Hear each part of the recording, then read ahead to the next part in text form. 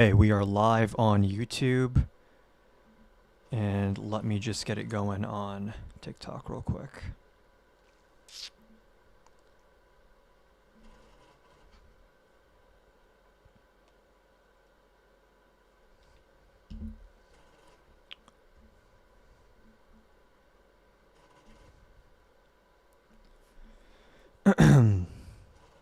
um,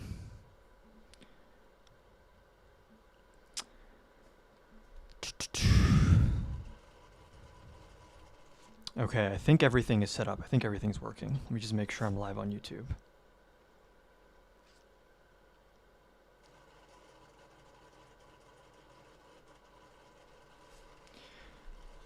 What is up, everyone? Hold on. Let me get my chat going. How many monitors do you have? I have 2 monitors, and I have my laptop in front of me as well. Why so late? I've had a busy day. Doing other work you guys will be seeing soon. I'm working on a few YouTube videos right now. Hold on.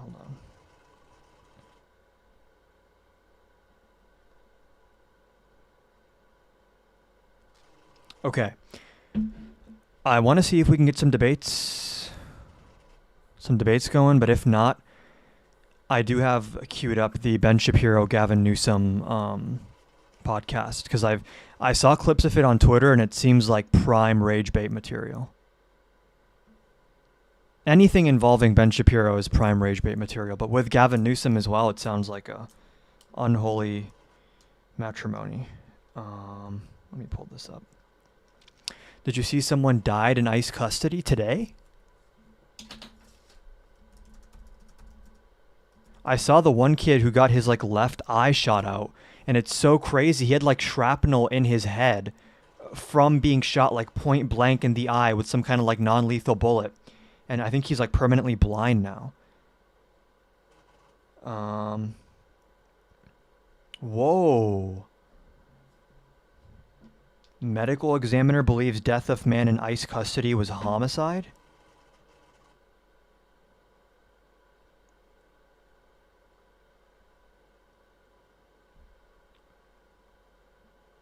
One second.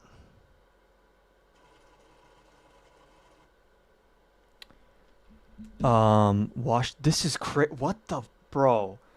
I swear, I tap out of the news for 2-3 hours and, hold on, I think I have Washington Post subscription. I got one of the W's. Did I get Washington Post or did I get, okay, no, I got Washington Post. Let me pull up this article real quick and I want to take a look at this.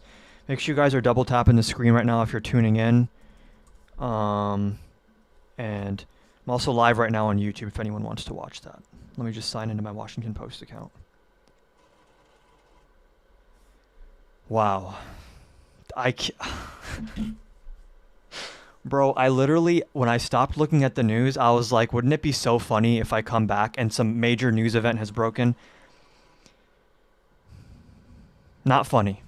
That's the issue with it. It's not, when you realize it's real, it's not funny, but the volume of bad news is unreal. It's comedic how much bad news is coming out, and the scale of it is getting bigger and bigger, and the frequency is just going higher and higher. Oh man. Okay. Let's switch to screen share real quick. There we go. And then let me switch on YouTube as well.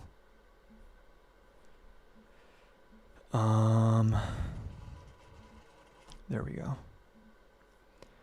Okay, medical examiner believes death of man in ICE custody was homicide. Recording says a fellow detainee says he witnessed Geraldo Lunas Campos being choked to death by guards at an ICE detention center. When U.S. Immigration and Customs Enforcement announced the January 3rd death of the detainee at Texas detention camp, the agency said staff observed him in distress and gave no cause of death. An employee of El Paso County's Office of the Medical Examiner told Lunas Campos' daughter this week that subject to results of toxicology report, the office is likely to classify the death as a homicide, according to a recording of the conversation. In the recording, which the daughter shared with the Washington Post, the employee said a doctor there is listing the preliminary cause of death as asphyxia due to neck and chest compression, which means Lunas Campos did not get enough oxygen because of pressure on his neck and chest. Pending the result of a toxicology report, the staffer said on the recording, "Our doctor is believing that we're going to be listing the manner of death as homicide." What the fuck? A 55-year-old Cuban immigrant, Lunas Campos, died following a struggle with detention staff, according to an eyewitness account and an internal ICE document reviewed by the Post. And by the way, I'm going to read chat in a second. I'm just like... my mind is like a little bit blown right now. I mean, I was expecting this to happen, but bad things are happening now. It's not like... If you go back like a few months ago, it was like every 2 or 3 weeks there's like world-changing news. And now it's literally daily. It's literally happening daily, not even multiple times a day at this point. A representative from the medical examiner declined to comment on the recording or share any findings about the man's death with the Post, saying that the information can only be shared with family members. In an email Thursday evening, Tricia McLaughlin, Assistant Secretary for the Department of Homeland Security, said that Lunas Campos died after attempting to take his own life. Are they going to pull another Epstein thing where they say it was like an attempt to take his own life, but he got like strangled allegedly? Supposedly. Campos violently resisted the security staff and continued to attempt to take his life during the... That doesn't make sense. He was violently resisting someone stopping him from... Why would he be resisting if he wanted to... Okay. The story is just like internally inconsistent. Medical staff was immediately called and responded after repeated attempts to resuscitate him. EMTs declared him deceased on the scene. McLaughlin declined to provide additional documentation, calling the matter an active investigation. And the issue also is none of these people are ever going to be charged with federal crimes. You could get one of these people on video saying, "Hi, I'm in ICE and I hate brown people. Here's me torturing and killing brown people." And they'd do a press conference saying, "Oh, he was defending himself. His life flashed before his eyes and he had to do this." And the DOJ is not going to pursue. They don't even have to use the pardon power. Trump can just tell Pam Bondi, like, kill any active investigation. And then it becomes a question of jurisdiction. And like, I don't even know how much states can be stepping into this stuff. Because usually... It's so weird how institutions actually matter and like federalism actually mattered. Usually if there's like an investigation into like a homicide or something that's involving like the federal government in some capacity, usually all three, the local, state, and federal, will investigate together and they'll pool information. And then from there, they're going to try to upcharge as much as possible. So if the federal government's going to say, oh, this seems like a solid case, we'll upgrade it to like federal charges, or maybe we'll do state and federal at the same time. Here, it's like the federal government is acting as almost a defense attorney of the person who they want to indict. And half of the evidence in all these situations involving federal officers is going to be in the hands of DHS and Kristi Noem, and Pam Bondi would have to be the one seeking subpoenas and seeking all these different things to investigate what's going on. And then worst case scenario, if they indict these people and they charge them in a state court, or like a local court, and they get a conviction, then they'll just keep those federal officers out of that state. And then as long as they avoid that state, they're basically a free man walking. This is like unreal. A homicide ruling from the medical examiner would almost certainly draw attention to Camp East Montana, a colossal makeshift tent encampment on the Mexican border where immigrants have reported substandard conditions and physical abuse. This is one thing that I feel like is not even talked about enough anymore, is like how bad the conditions are at these facilities. It's actually unreal. Also comes amid nationwide upheaval over the fatal shooting of U.S. citizen by an ICE officer in Minneapolis. And here's the thing that's so crazy. They're doing this on purpose. They're trying to increase instances of violence taking place to instigate more violence, because if there's a community that is being brutalized by masked men in unmarked cars with weapons who are abusing their power, who are beating people up and throwing them in the back of a van without even ever intending to arrest them, right? They can cuff someone and then take them somewhere private, rough them up, and then just kick them out later on and never press any charges, never actually bring them back to charge them with anything. And the person who is subject to that doesn't even know what legal recourse they have to pursue consequences. When the entire federal government, specifically our justice system, is acting in an antagonistic fashion towards the Constitution and like the U.S. Code and the state and local governments pursuing criminal charges, the concept is alien. The concept is so crazy. Court records show Lunas Campos was convicted of several crimes, including for aggravated assault with a weapon and in 2003, first-degree sexual abuse involving a child under 11 years old. Okay, so we already know it's going to happen, right?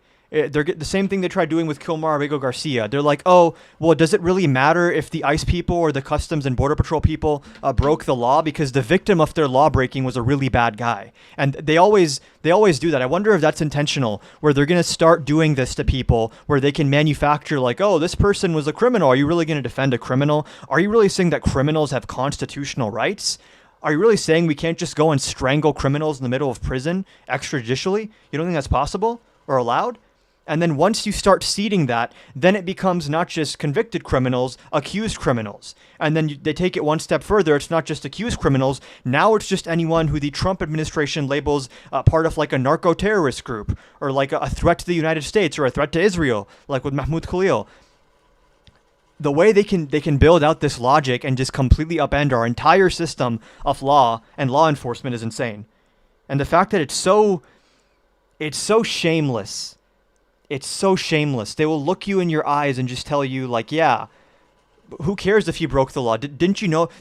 I guarantee you, I haven't even watched any of the White House response yet. I guarantee you they're going to say this was, first of all, a really bad guy. We're still investigating. So, of course, you lamestream, fake stream media are going to call this, you're going to blame the ICE officers. We're still investigating. But just so you know, this person was a dangerous criminal. He was a rapist murderer. Are you really defending a rapist murderer and insulting our brave law enforcement? I guarantee you that's what I'm about to watch when I open YouTube. He'd been placed in segregated housing unit after becoming disruptive while waiting in line for medication at the Camp East Montana facility in El Paso. ICE said in a statement last week, later the same day, staff observed Lunas Campos in distress and contacted emergency medical personnel who were unable to save his life and pronounced him dead, according to the statement. ICE's statement did not contain any detail about the cause of death. An internal ICE log reviewed by the Post documented a series of events about Lunas Campos's case, noting his death, an attempt to contact his family, the notification of the Cuban consulate, and the transportation of his body by the medical examiner. The last event logged 6 days after his death references an immediate use of force incident, but provides no date of that incident or any details. This is the other issue with like the little things, the little executive orders that don't get any media attention. And hold on, let me just make sure. Is my screen share? Okay, it's still working. The issue with, I talked a lot about Schedule F. We focus on like he's replacing the cabinet people and the heads of these agencies. But in reality, there are still supposed to be checks and balances within these agencies, where even if you have a crazy loyalist person at the very top, the actual civil servants, the people that are actually doing the administrative work, who are looking at your paperwork and approving claims and managing specific cases and delegating investigative resources versus this or that, like doing all the actual work of the government, those people have been mostly career civil servants who stay the same throughout Democrat and Republican administrations. But under Trump, he brought back this thing called Schedule F, which reclassifies so many of these civil service positions, which are supposed to have civil service protections where you can't fire them at will. They're not at-will employees. The president can't just fire a random person at the FBI or a random person at HHS just because he doesn't like their politics or because he thinks they have some kind of bias. They have to actually fire them for cause. So you have to actually show some kind of malpractice or like bad faith engagement with the government. But now that they've gotten rid of those protections and they've reclassified a lot more of these employees as being at-will political appointees, now we have people in the FBI, in the CIA, in the DHS who are doing the actual administrative work of government, getting down in the details. And now these are people who are Trump loyalists, who are hired with loyalty tests. Who won the 2020 election, allegedly, is one of these loyalty tests that they have to answer to when they're being hired. So look at what they're doing. At the same time, they're making it easier to fire career civil servants who are mostly apolitical, mostly just focused on the actual administrative work, which is actually not a very political job. They're replacing all those people with these new recruits who we know in ICE are being given way shorter training, like less than half the amount of time of training. And people have slipped through the cracks who seem to be like felons or have ties to white nationalist groups like the Proud Boys, the Oath Keepers. And you see a systematic attack on our government where every single piece of it is being replaced by people who are hired not based on their educational attainment or their ability to do anything. They're hired based on their loyalty to the president and the chain of command being as streamlined as possible. Because last time, when Trump starts talking about maybe I'm going to give orders to send the National Guard into swing states to seize voting machines and bring them back to D.C. so we can quote unquote analyze the results and tell you who really won. Last time, there were people that worked in the DOJ who were like, if you do this, we are going to resign en masse. If you replace the Attorney General with this random climate lawyer, Jeffrey Clark, who has no experience doing anything, if you make this random crackpot the Attorney General just so that he can help you steal the election, we are all going to resign en masse. We're going to refuse to carry out your illegal orders. Now what have they done? They fired everyone who typically would say, I'm refusing illegal orders. Those people are now loyalists. And the people giving them the orders are loyalists. The only, I guess, semi-apolitical branch left now is going to be the military, but the military already seems to be extremely lax and open with Trump's politicization, where he's giving speeches to our military, where he openly says, you guys are going to have to take care of the Democrats. You know, they're like a gnat on our shoulder. You guys have to take care of them. We have to start using Democrat cities as training grounds. The president is saying this to our armed forces. You don't think that if this happens day after day, week after week, month after month, and there's no actual out loud pushback from the military saying, stop doing this, from top generals saying, President Trump, you're the commander in chief and all, you don't just get to come to like these military things and start giving political speeches. Like actual people with a spine denouncing what the president's doing. But that's not happening. So you don't think that after 2 years of this, 2.5 years of this, after they've just been so desensitized to the idea of cracking down on people and the blue states are the enemies, and here's your guys' big 1776 check, I take care of you, the blue states and the blue people vilify you. So of course we have to whip them into shape and keep them in check. It's like every single quote-unquote check and balance in our government is being systematically dismantled, and they never hit it. They told us this was the plan. This is what Project 2025 is. It's called unitary executive theory. American conservatives have been planning this for decades. They hate the civil service. They hate what they call the fourth branch of government, the administrative state. They're saying, okay, let's just replace that with a bunch of loyalists, while also decreasing the capacity of the government simultaneously. It's an authoritarian project. I mean, people don't talk about the history of this. Like even George Bush did some stuff in this vein. He didn't go nearly this far, where he had blatant disregard for rule of law and basic constitutional norms. But he still tried to pursue this unitary executive theory where we're concentrating more and more executive power in the hands of just the president and the upper circle. Because just to be clear, Congress and the courts have no real power. The courts, they will write their decisions on a piece of paper, and they just hope that the president's going to care about that piece of paper. Same thing with the Congress. They write appropriations on a piece of paper, and we just hope that the executive branch chooses to care about these two pieces of paper. Right? The congressional appropriations aren't like enforced. It's just like, hey man, here's this bill that you signed. Can you like do this stuff in the bill now? And for all of American history, the president says, yeah, that's my job. And now Trump says like, wait, why though? Why do I have to do that?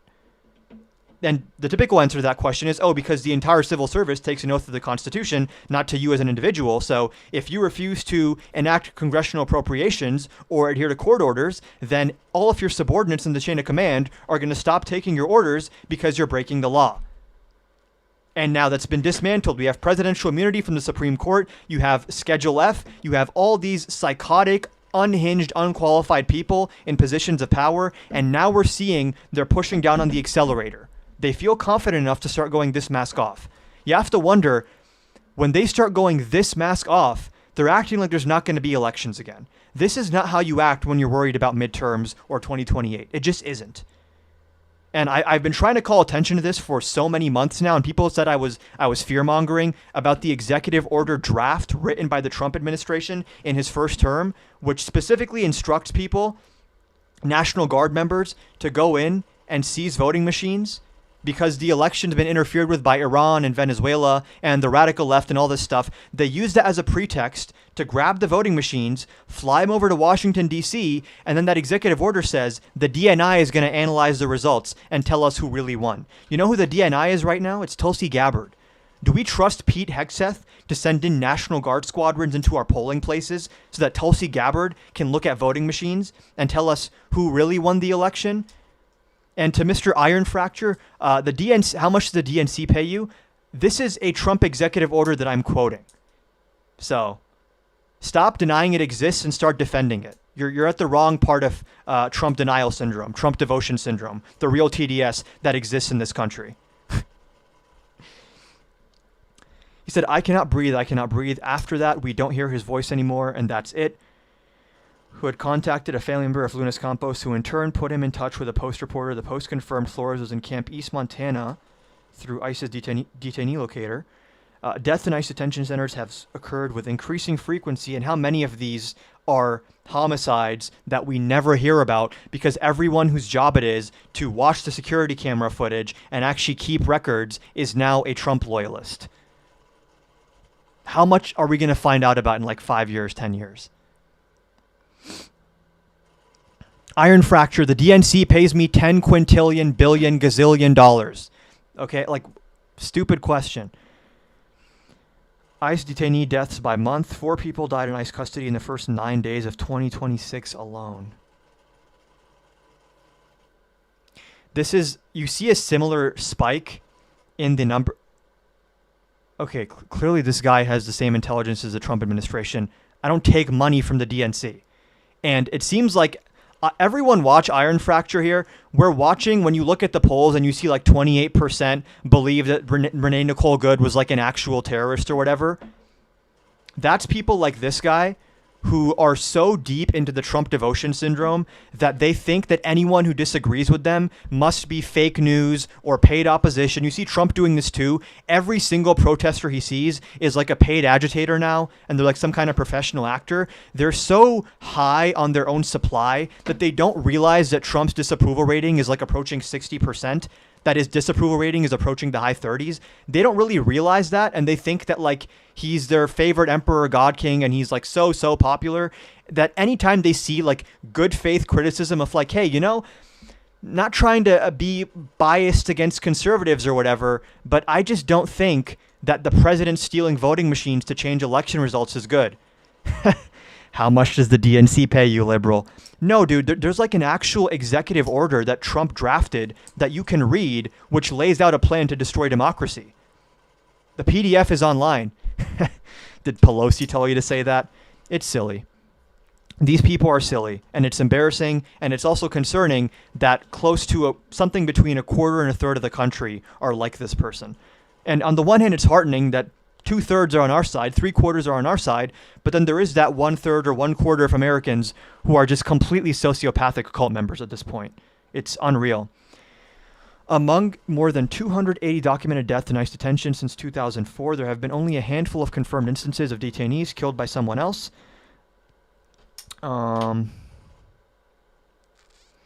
There's an article that also shows this. There were up until October of 2025 135 instances of 170 instances of ICE detaining U.S. citizens.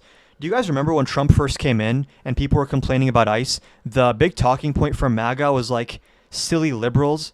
They're not actually going after citizens. They're just going after undocumented people, illegal aliens or whatever. And now that they're actually going after citizens, they've just shifted the goalpost to like, oh, that doesn't actually matter that they're going after citizens. It's crazy. It's crazy. Jeanette Pagan Lopez, the mother of two of Lunas Campos's children, said she had been contacted by agents from the FBI who told her they are conducting an investigation. No, they're not. Does anyone believe the FBI is conducting an investigation right now? Really? Why would they do that? Kash Patel wants a fair investigation here? Pam Bondi wants a fair investigation here? Donald Trump wants a fair investigation here? Why would he want that? And again, this requires, like, notice how when MAGA people are like, oh, Biden's DOJ was so biased, and it's like, oh, how do you know that? well, if you look at this one scrap of paper that I found on Reddit, and you rotate it 90 degrees and look at it during a lunar eclipse with a microscope while squinting your eyes and turning your head to a 13-degree angle, then what you'll see written in Mandarin Chinese are the instructions that Joe Biden gave Merrick Garland to go after Donald Trump, attack him, get him.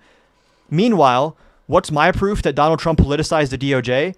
He just goes on Truth Social and says, hey, Pam Bondi, can you please make sure to put this insurance lawyer in as the U.S. attorney so we can go after my political opponents? And then like 2 weeks later, his insurance lawyer, who is his defense attorney, is now the U.S. attorney for the Eastern District of Virginia, and they're indicting Letitia James and James Comey.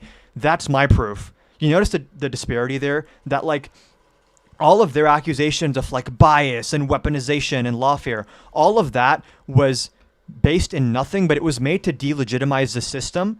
And if they just keep spewing enough at high enough volume for enough years, and they conduct all these sources of bullshit, fake media, Tim Pool and Patrick Bet-David, all of these mouthpieces who at least to some extent are going to regurgitate, if not all of the narrative, bits and pieces of the narrative, and they're being fed these lies that delegitimize all our institutions where now, it doesn't matter if someone's convicted guilty on 34 felonies, the felonies are fake, the courts are fake. It doesn't matter if economic numbers show he's doing bad. The numbers are fake. It doesn't matter if he literally tells us that he wants to politicize the justice system. He wants to end elections. Oh, well, you're just saying that because you're a biased paid agitator. They've been brainwashed into a system where it becomes definitionally impossible for them to be wrong. Their entire belief system is built on like an epistemic difference from the real world. They're like epistemically, like their epistemology is that Trump being correct is the baseline truth. And that is the premise I built everything off of. And anything that disagrees with that, anything that shows that Trump may have crossed a red line has to be illegitimate in some way. And I have to do motivated reverse reasoning to figure out why it's illegitimate. If it's not illegitimate, I'll just make something up. It's the most sophisticated, large-scale con job in American history. Something between 1/3 and 1/4 of this country has been scammed. They've been defrauded into joining a cult, and they've been indoctrinated into it using our media system for over a decade at this point. To the point where when I hop into someone who's MAGA, I don't say, how much is the RNC paying you? I don't say, I actually think that most people, including people that work in the medical system, that were telling us to wear masks, including people in the justice system who are part of juries or who clerk for judges. I think mostly people are kind of trying to do their best. And yes, they're influenced by selfishness and there's all these different factors, but having institutions is important. And when you destroy institutions, when you desecrate them, when you say that everything that is antagonistic towards me must be fake or must be illegitimate, you destroy a society. You can't have a society with no rule of law. If there's no such thing as like legal and illegal anymore, Trump loves to say, if you don't have a border, you don't have a country. No, actually not true. If you don't have rule of law, you don't have a country. If you don't have institutions, you don't have a country. If you don't have good faith, relatively good faith actors in government, like I can't think of any other president in American history, even the ones I hate with a passion, who could like pretend like the second and third shots at Renee Nicole Good came through the windshield. J.D. Vance said this. J.D. Vance tweeted in response to, I'm forgetting who, I think Ryan Grimm or something. J.D. Vance tweeted that the second and third shots fired by the ICE officer were through the front windshield. This isn't even like, oh, the first shot was like self-defense, and this is the second and third shots fired horizontally, according to the vice president, were fired through the windshield. These are not just incompetent people or people who I disagree with ideologically. They are lying on purpose. They're doing this on purpose. And guess what? To Iron Fracture and all the other MAGA people in here, you're the butt of the joke. They think you're pathetic. They think you're poor losers. I'm not saying this. On January 6th, we have testimony about this. When Trump was watching the January 6th riots take place, on the one hand, he was happy about it. But you know what he told his aides? He didn't like how poor and how low class his supporters looked at the Capitol. He didn't like how poor and low class they looked. And he told you guys that you're the butt of the joke the first time he ran. He said, I could shoot someone on Fifth Avenue and I wouldn't lose any support. What is Trump saying when he says that? He says, you guys are none the wiser. I'm conning you. I'm telling you I'm conning you, and you're so fucking stupid, you don't even realize that I am right now telling you that you're the butt of the joke. And everyone's like, yes, sir, MAGA. It's crazy. He tells you to your face that he's scamming you and he's lying to you, and you still are so deep into this media ecosystem and this denial and all of these emotional issues that you guys also project onto it, whatever insecurities you have, whether economic or social. And it's like, it's not like he's blinding you and then shitting in your mouth. You're pulling up to this man's bathroom with a spoon in your hand saying, I'm hungry, feed me, please. And he's like, you guys know you're eating my shit, right? And you're like, yes, sir, we love it. This is the truth here. I'm not going to eat that mainstream media food. I'm going to eat your it's so unreal. This is why The Boys season 5 is taking so long to come out. I'm sure they've had to rewrite the script like 5 times because real life is more ridiculous than any fictional TV show at this point. Okay. Oh man, if that wasn't rage bait enough, we're going to watch this rage bait now that Ben Shapiro won on the Gavin Newsom show. If you guys are enjoying the live, make sure you double tap the screen, follow up above, subscribe on YouTube as well. Have I been missing any? I've been looking at the chat too much.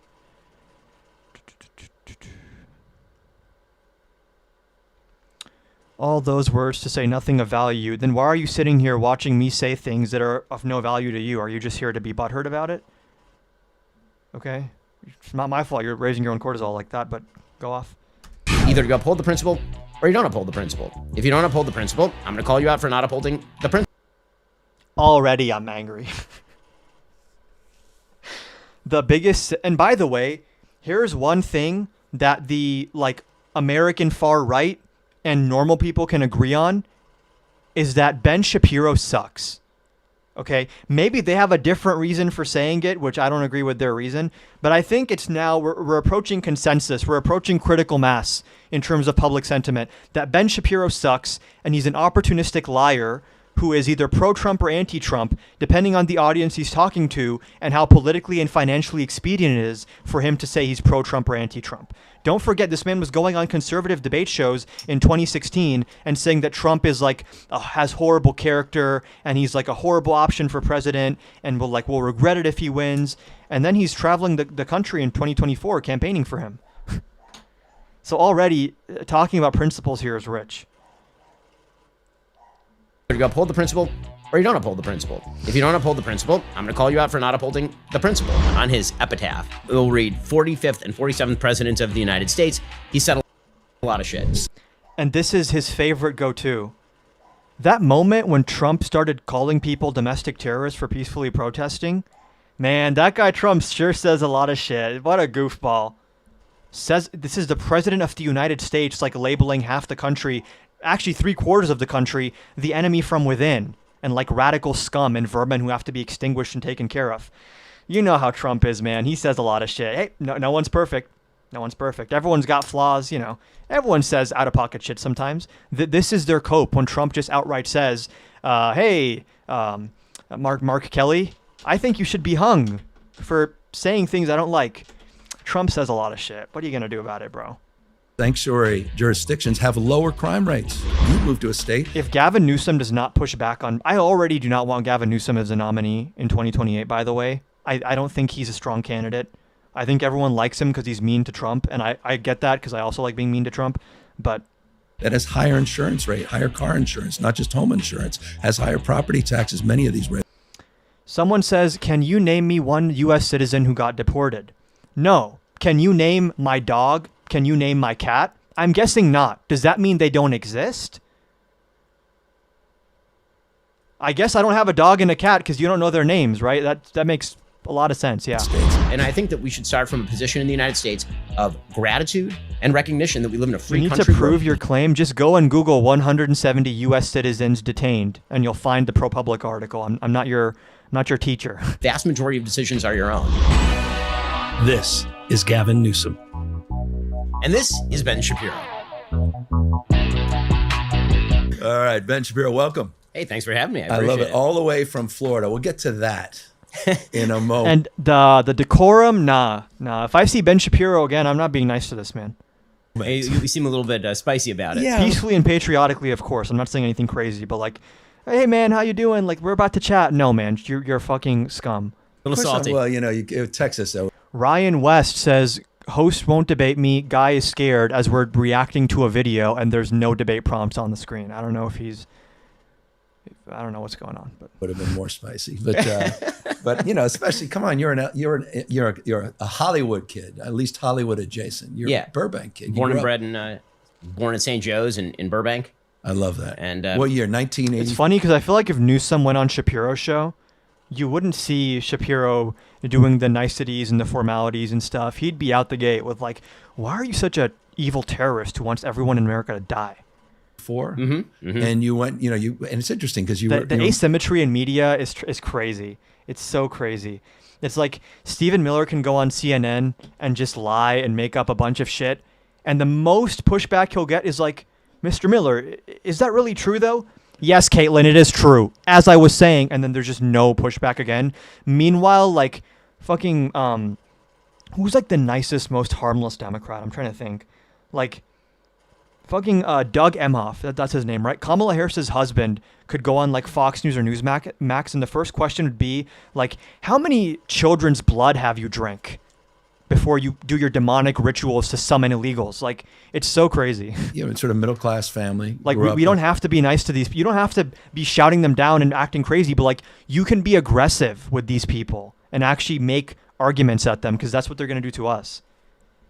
I, got a new book we're going to get to in a moment, Lions and Scavengers. And all the MAGA people, But in keep that, you talk typing about, in the chat. It boosts me in the algorithm. Your I love home, it. where I think 6 members of your family live in a 2-bedroom home. My one only bathroom. rule, by the way, to MAGA, I'm like very free market with my chat, is no slurs and no spamming. As long as you're not slurring or spamming, you can do whatever you want. Burbank, California, and you describe it, at least briefly, as pretty bucolic, huh? Yeah, it was great. It was great. I mean, Burbank was a great place to grow up. It was like kids playing in the street, and I had the greatest privilege of all, right? I'm an American growing up in the greatest country in the history of the world, and I've got a 2-parent household. My parents love each other, and they take care of us, and they're able to make a middle-class income. My mom started off as a secretary and worked her way up to become vice president of a small film and TV company. My dad came out here to be a composer, and he ended up playing piano at a restaurant on Ventura Boulevard, I believe. It was not in, give a fuck about it. Or actually, it was in across from Universal Studios. It was the Michelli's over there. And if you've ever been And he there, was, I've been over there. like a 5 Ben night a week. especially really tries to do this. He's really trying to like redo his PR image. I saw he did like a panel with like David Pakman and like the Pod Save America guys. I think he's trying to ingratiate himself with the vast majority of the country, that when Trump finally starts taking it to the level of stealing elections, that are like, oof, Ben's going to be like, hey man, I was right there with you guys. It's me, Ben. I'm a normal guy. I'm a normal Republican. I'm not crazy. I criticized Trump the whole time. Big piano guy. A couple nights a week, he'd go in there and play jazz piano because he'd been playing since he was 14, and Wow. and so that's how I grew up. And again, I think that's the American dream: is you start there, and then you end up making a better life for your kids, and they end up making a better life for themselves, and that upward trajectory is kind of what America's all about. I love it. How many brothers and sisters? So I have 3 younger sisters. Yeah, looked at sort of the life of musician. I do and not give the rest a is fuck. I want to about get any back of to this. that a little bit more. How about your sisters? Where do they end up in terms of their professional pursuits and careers? so We are watching Gavin Newsom and Ben Shapiro. I saw a clip of this on Twitter, and it was pure rage bait. And it leads me to believe that Gavin Newsom is exactly who I thought he was, which is like a very, very good opportunist who is really good at reading the moment and knowing what the moment would require of him to optimally move through it. So like when the vibe is like, hey guys, I can talk to MAGA. I'm a reasonable guy. I can sit down and have a coffee with a MAGA guy. He'll play that role when it's convenient. And then when he has to be like, hey, Trump, you're fat, with his Gavin Newsom press account or whatever, then he'll play the other role. And it's like, not to say that I don't like when he shits on Trump and stuff, like he's good at it, but I just like, this is not the person I want running the country. He's good at campaigning and stuff, but he's like, I don't know how he would govern because I don't know what his convictions are. Like, I don't want someone who's just good at being a politician. I want someone who cares about policy and actually cares about it in a way where like you can tell they care. With Gavin Newsom, like, I don't know what his pet issue even is. all of us grew up obviously here. Only one is still here. I still have one sister who lives in Orange County. I have a couple of sisters who live within 1.5 miles of me in Florida. So basically the whole family ended up in Florida. My parents ended up near me in Florida. My in-laws who lived in Sacramento ended up near me in Florida. And yeah, there may be some reasons To be clear, if Gavin Newsom is the nominee, we all have to vote. Like, I just want to be clear. This is the argument to have during the primary. So I just hope we have a very spirited, very, very loud and like difficult primary. I want everyone to fight it out and like may the best man or woman win. Because then the general election, everyone has to like rally. Like a JD Vance presidency is like, we're cooked. That governor. We'll get to that. Yeah. We're going to get to all of that and a lot more. I just want to paint the picture a little bit I because appreciate it. Not everybody knows your childhood, but it also connected. I mean, as you said, UCLA undergrad and that's And they have been public, which is just boss's office and saying, I hate it here and I want to leave. And I remember him turning to me and saying, you're never going to make as much money as you're out. Probably. Then some of the other kids in my high school too. where you sort of where you had that kind of exchange. How much humanizing are we doing here? Sort of set of pieces in front of people, and you do that over and over and over, it kind of gets rid of whatever trepidation you might have about being in front of people and doing that sort of thing. Was there a moment when you sort of developed a next level confidence? You're like, wait, I'm pretty good at this. Or was it the writing that was doing I'm not sure. I will say, I don't think that it's ever good to develop next level confidence, meaning I think you got to prep for everything. Right. One of the things that I try to do is really over prepare for my show. If I'm going to have a debate or a discussion with somebody, I really try to dig in and get into what's true, what's not true. Except when he interviewed Trump, which was the most softball, pathetic interview you'll ever see. Sir, can you tell us why you're so awesome, sir? Sir, tell us why your first term was so good. Yes, sir. I'd much rather be over prepared. I think there's a certain level of insecurity that's good. Yeah. I think when you're overconfident, that's when you made mistakes. I think in my career, whenever I've made a mistake, it's typically because I didn't take a challenge seriously enough, or I sort of brushed it off. Yeah. And you see that happen a lot. People sort of rely on their native intelligence as opposed to assuming that you're not going to be the smartest person in the room all the time. Remember when I was in middle school, so I went to Walter Reed in North Hollywood, and they had a magnet school, like a highly gifted program. And I remember there was an IQ test actually, kind of a rudimentary IQ test that was the baseline to get in. Right. And I got in, but I didn't get in like leaps and bounds. I remember first day of class, everybody was kind of passing around their IQ scores and all this kind of stuff. And one girl had above 180, really, really, really high IQ. And I remember going back home and talking to my father about Who is advertising? What is this? You're blocked. You're out of here. He said, listen, you should assume that you're never the smartest person in the room, but you can always be the hardest working person in the room. Love that. And that I think has been sort of the motto. I love it. So you went, UCLA undergrad. Here you are, 17, national syndicated columnist. A few years later, you got 2 published books about issues around the university. As you say, you may have been a step or two ahead of most in that respect. And then issues around, I mean, it was interesting, the porn industry broadly defined. Yeah, I was writing books about how the pornography industry was going to really carve out particularly young men's souls in about 2005. And at the time, people were saying, oh, this is crazy. What is he talking about? Now, of course, I think that there are a lot of young men who have fallen prey to that industry, who needs less family formation, less general happiness, less sex, actually. People who are kind of falling out of the social fabric that's necessary to build Everyone's societies. been waiting I was calling for that out in about sex 2007. advice from Ben Even in my Shapiro. study Now last we week, have it. I referenced just one of many different statistics, but roughly half of young men have never asked a woman out in person on a date. So your point and emphasis in that, and I want to unpack that a little bit later as well in the conversation. But you started then to not only identify yourself in the Why is context this like of a your Glaze intellectual session pursuits of Ben? and expressing your point of view through writing, also sort of gifted capacity to engage in debate and speech. But then you found Andrew Breitbart. Was out and about in Southern California, and you took a job there working at Breitbart. That had been in 2012 during the 2012 election. Because the clip I saw of this on Twitter, Ben was not being this nice to Gavin. Actually, since my UCLA days. So I'd known him already for right quite now, a Gavin's leading the conversation, and he's using his time leading the conversation to basically big up Ben. You think Ben is going to be like, so Mr. Newsom, like, tell me about your political journey. Like, you're such a gifted speaker. number of years. What do you think of Andrew? A lot of Andrew's kick. Andrew, so I think that there's sort of I mean, you're in public life, so you know, there's for a lot of people, there's sort of like the private person, like working F4 jobs simultaneously. And again, my advice to young people, particularly, you want to be successful, say yes to doing everything, even if it's for free at the beginning, because eventually saying yes a lot gets you the power to say no later on in your career when you can sort of winnow down what. You heard it here first, folks. Start accepting slave jobs where you're not paid. Let's go. Will make you successful. Facts and logic, a lot everyone. of folks know this, but a lot of folks don't. Steve Bannon was down there working for Breitbart at the time. You guys got along initially? When someone tells you to do work and says, I will not compensate you, the only way to progress in life is say yes. Even in the beginning. Steve is not the easiest person to get along with. I will say that. We'll talk a little bit more, just briefly. I don't want to over-index with Steve, but so you left in 2016, but 2015. Do y'all also find it funny when people come in my chat and they're like, of all things, they're like, you don't understand economics. I think I might just start putting my my degree is the background for these lives. 15 you That's not going to do anything. They're just going to say, oh, you went to a mainstream liberal academia indoctrination camp. You think that's real economics? more formally established what more commonly is identified with the Daily Caller, right? I mean, it was Daily Wire. Wire, right. So Daily Wire we established formally. Do not care. With fewer knowledge that I can then supplement with sort of further research, but I have a very strongly defined kind of worldview about everything from economics to foreign policy to social policy that I hope is rooted in some fundamental values, which means that I would say my level of political consistency has been pretty high over the course of the last couple of decades. I mean,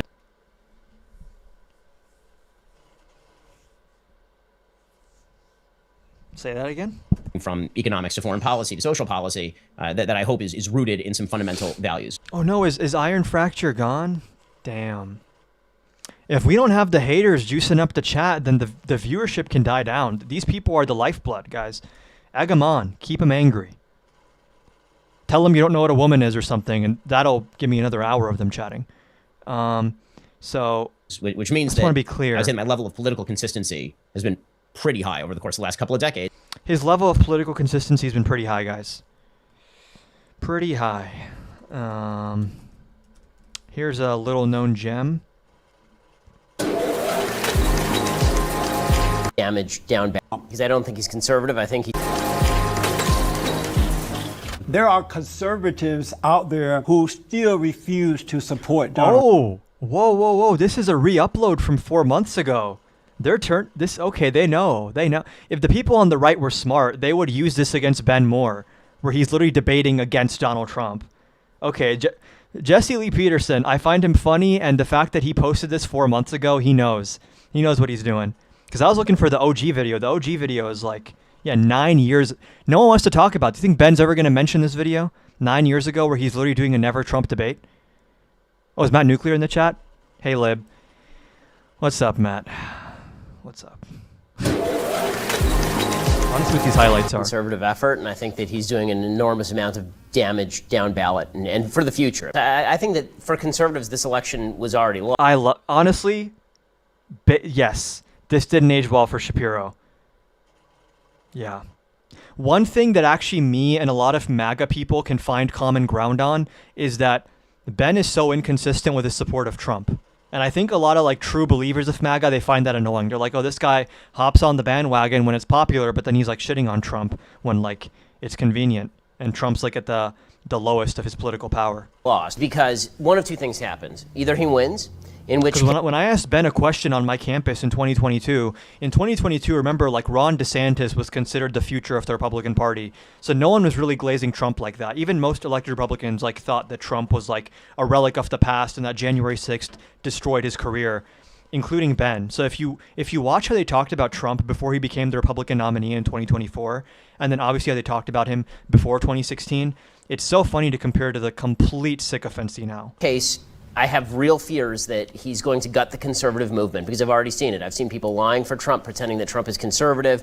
I've seen people lying for Trump, he said 9 years ago, as now he lies for Trump, defending the shooting of Renee Nicole Good, yeah. Shifting their conservatism to meet Trump. And you see it in the polls. You see 61% of Republicans now say they're anti-free trade. And that scares me because I think the only future for the country is a limited government conservative, and Trump certainly is not.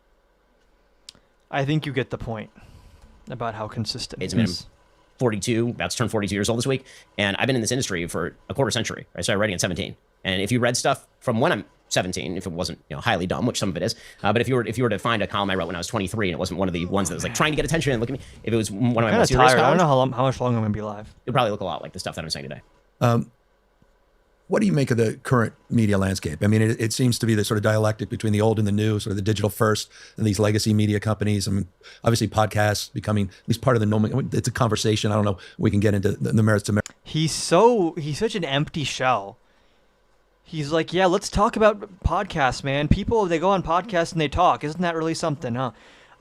This trend after Trump's 2024 win, where all of these like establishment left people, they're like, let's talk about podcasts for an hour instead of just doing a podcast and then using just newsflash. Okay. The thing about podcasts that was like relevant in the election was not that like podcasts are podcasts. It's that they're long form opportunities to aggressively push your message. Don't forget that second part, right? When Trump went on these podcasts, when all these people that used like alternative media in a smart way, they didn't just do it to go on there and like make random conversation.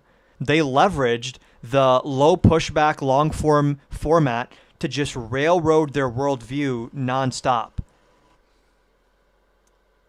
And like Newsom is like, you guys, what you did with the podcast, you really be podcasting. And it's like, dude, no, how about you just like talk about policy and like what Trump is doing wrong in the podcast instead of doing podcasts talking about how the left really slept on podcasts. Here's my podcast about that. Merits of overstating, over-indexing podcast influence. But this is why I also have no faith in like being able to resist authoritarianism. Is like there's a lot of these people who are like, to them, opposing Trump is like an aesthetic. So even when they do it well, it's like not substantive opposition. It's just like, did you see I called him fat and ugly on Twitter? And like, listen, I love that. Don't get me wrong. I will like and retweet all of those tweets. So I appreciate the thought. I appreciate the gesture, but like, I don't need you guys running the country if you're this focused with optics and your own political careers instead of the threat to our Constitution.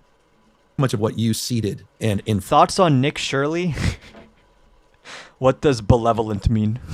Anyone see that clip? In terms of right-wing media, even in now in some respects, what folks are trying to replicate with more progressive media voices. I don't know if the Nick landscape today. How would you is describe genuinely the challenged. current So I'm landscape? sorry It's if highly he is. I don't fragmented. mean to be I think in rude. some ways that's good. I think in some ways that's bad. It's had tremendous Genuinely don't benefits in know. the sense that you don't have three networks and you have to rely on just those three networks. You can in real time fact check things. It's bad in the sense that while gatekeeping is difficult and obviously can silo off information that you need to have, if you have people who are algorithmically driven, who are desperate for clicks and desperate for attention and don't seem to care very much about the truth, and if they're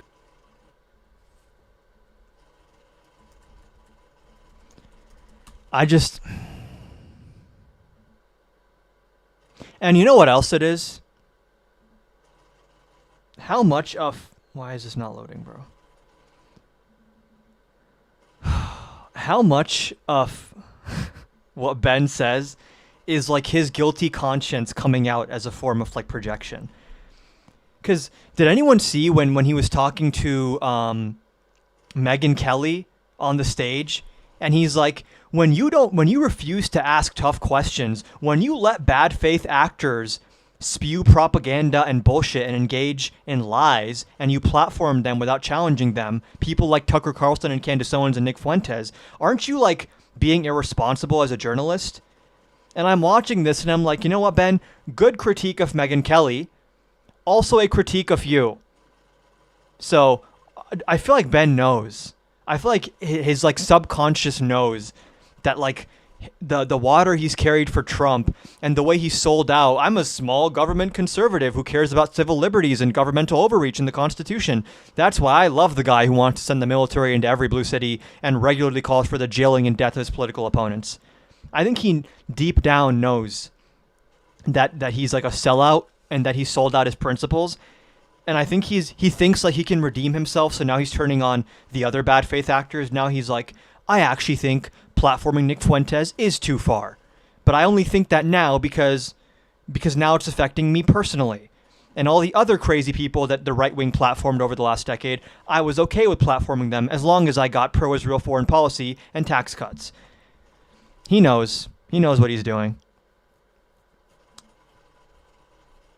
This right here, I want everyone to just take in who he's talking about. Okay? You can in real time fact check benefits in the sense that it's highly fragmented. I think in some ways that's good. I think in some ways that's bad. It's had tremendous benefits in the sense that you don't have three networks and you have to rely on just those three networks. You can in real time fact check things. It's bad in the sense that while gatekeeping is difficult and obviously can silo off information that you need to have, if you have people who are algorithmically driven, who are desperate for clicks and desperate for attention and don't seem to care very much about the truth, and if there's kind of no pushback, then bad information can spin its way around very, very quickly, and it doesn't take... He's talking about this guy.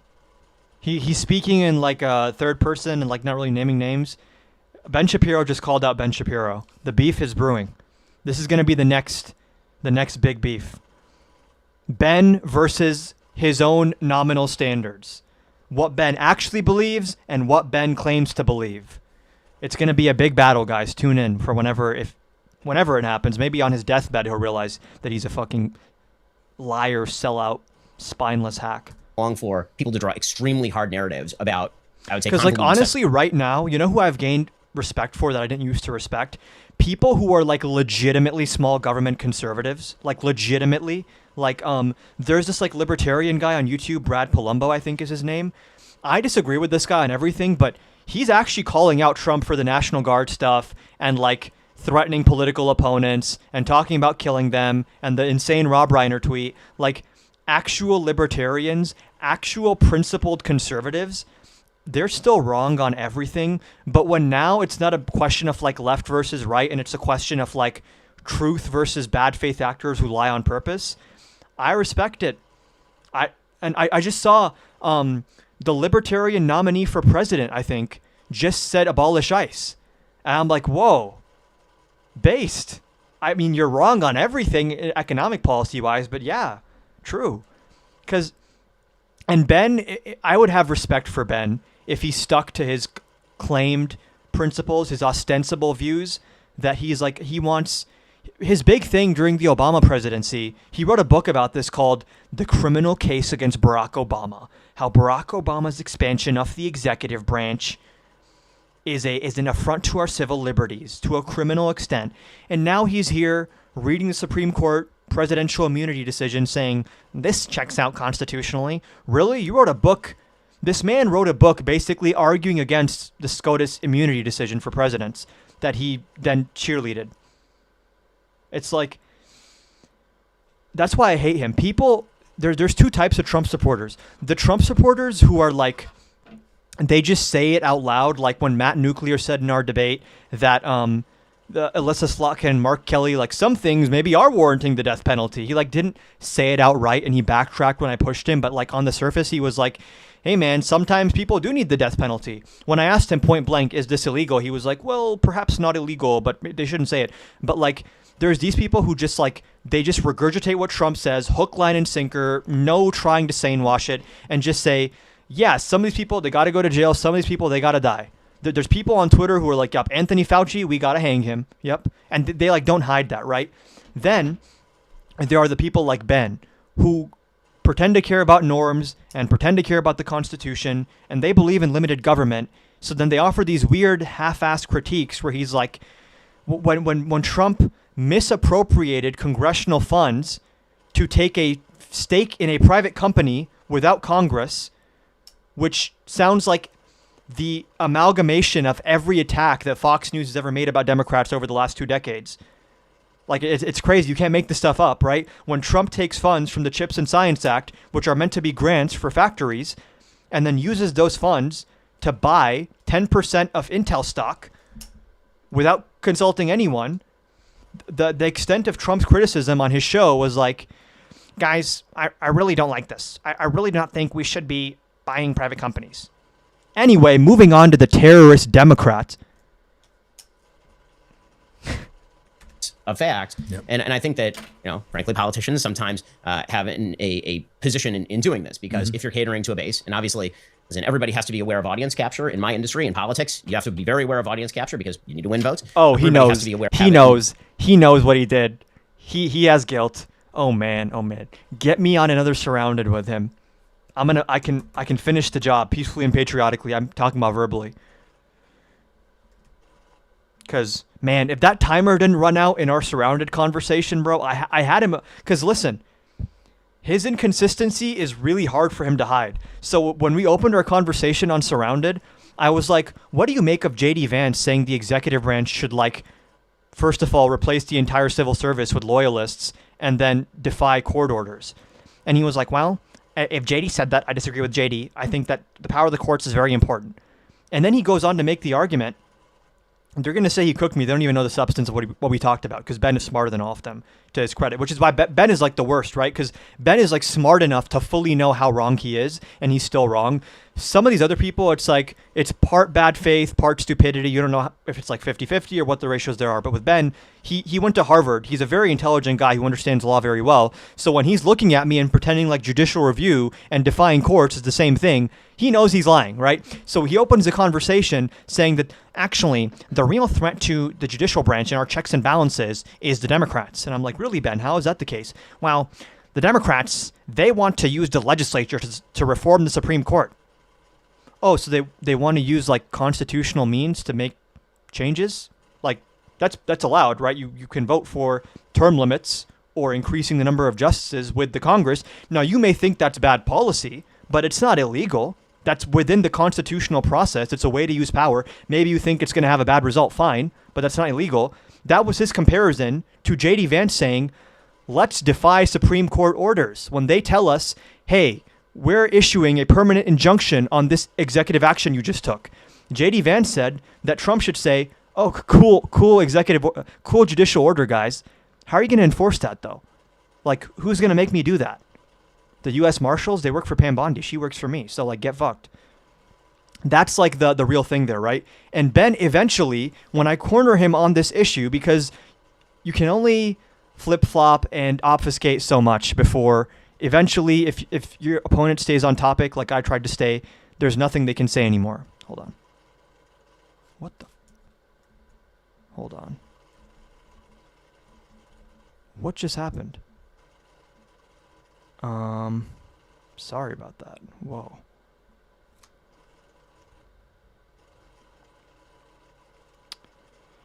Just a word of advice to people. We do debates and also reactions and news content on here. So like, if you hop on and think that we're like running on your schedule, I don't know where you're getting that from, but no. So anyways, at the end of our conversation, I point out to him, like, Ben, Biden saying that he wants to reform the Supreme Court with Congress is not the same thing as Trump just defying Congress, or the courts rather. And then he changes his position from saying the Democrats represent a greater threat to the courts to saying, well, Andrew Jackson defied the courts once. You notice the shift there? How when he's confronted with the undeniable reality, he pivots from saying that Democrats are more likely to defy courts to saying, well, there is precedent for defying courts. What does that show? What does that show? Is his underlying value respect for the judicial branch or Trump good? When you point out the cognitive dissonance, which side does he pick? Does he pick Trump or the Constitution? And what he proved to me in that conversation is he picks Trump. And I think he knows that. I think maybe he's not consciously aware of it.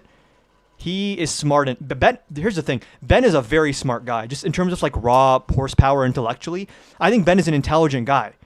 Like we had a very substantive conversation, but being intelligent is one thing and being good faith is another. Guys, I want to make sure Screaming F keeps crying in the chat. So like, I'm not going to be able to keep responding to him and explain that we're not doing debates. So tell him you don't know what a woman is. Tell him that the 34 convictions on Trump were legitimate. Just like do rage bait, okay? So he stays in the chat for a little bit because it's good for the algorithm. Very, very quickly, and it doesn't take long for call him like scaredy pants and stuff, or scaredy cat, or whatever. People to draw extremely hard narratives about, I would say, convoluted sets of facts. Yep. And I think that, you know, damn, you really took the bait on the convictions thing. Have a position in doing this because if you're catering to a base, and obviously, listen, everybody has to be aware of audience capture in my industry, in politics. You have to be very aware of audience capture because you need to win votes. But I mean, just to take as a recent example, what happens? You have to be very aware of audience capture because he's right. You have to be very aware of audience capture, and I think maybe he just became aware of it recently. I don't think he understands his audience capture during 2024. You need to win votes. That still exists now.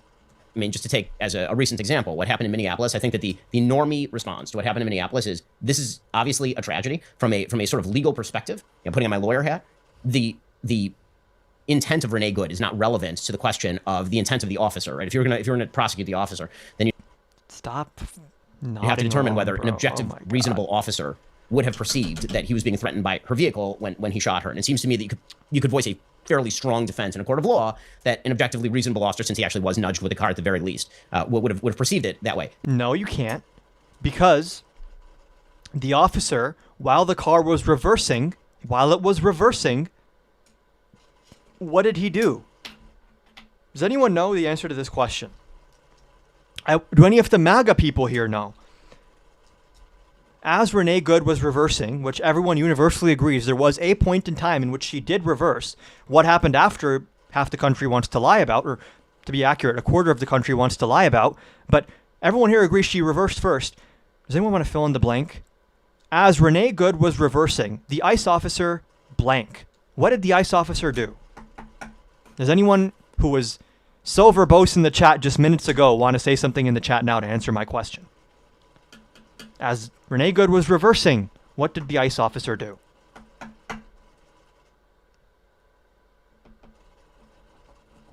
Not getting an answer from any of these people.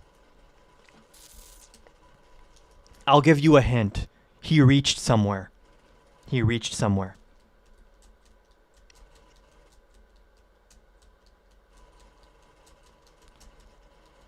You literally got an answer, says, I don't know how to say your name, and he or she claims that their answer was, and it was a precaution for his life and everyone else's, not an answer to the question. He first switches his phone from his right hand into his left, and then he positions himself in front of the car before it's moving, and then as the car starts reversing, instead of taking literally 2 steps to his right, he reaches for his gun as it's reversing.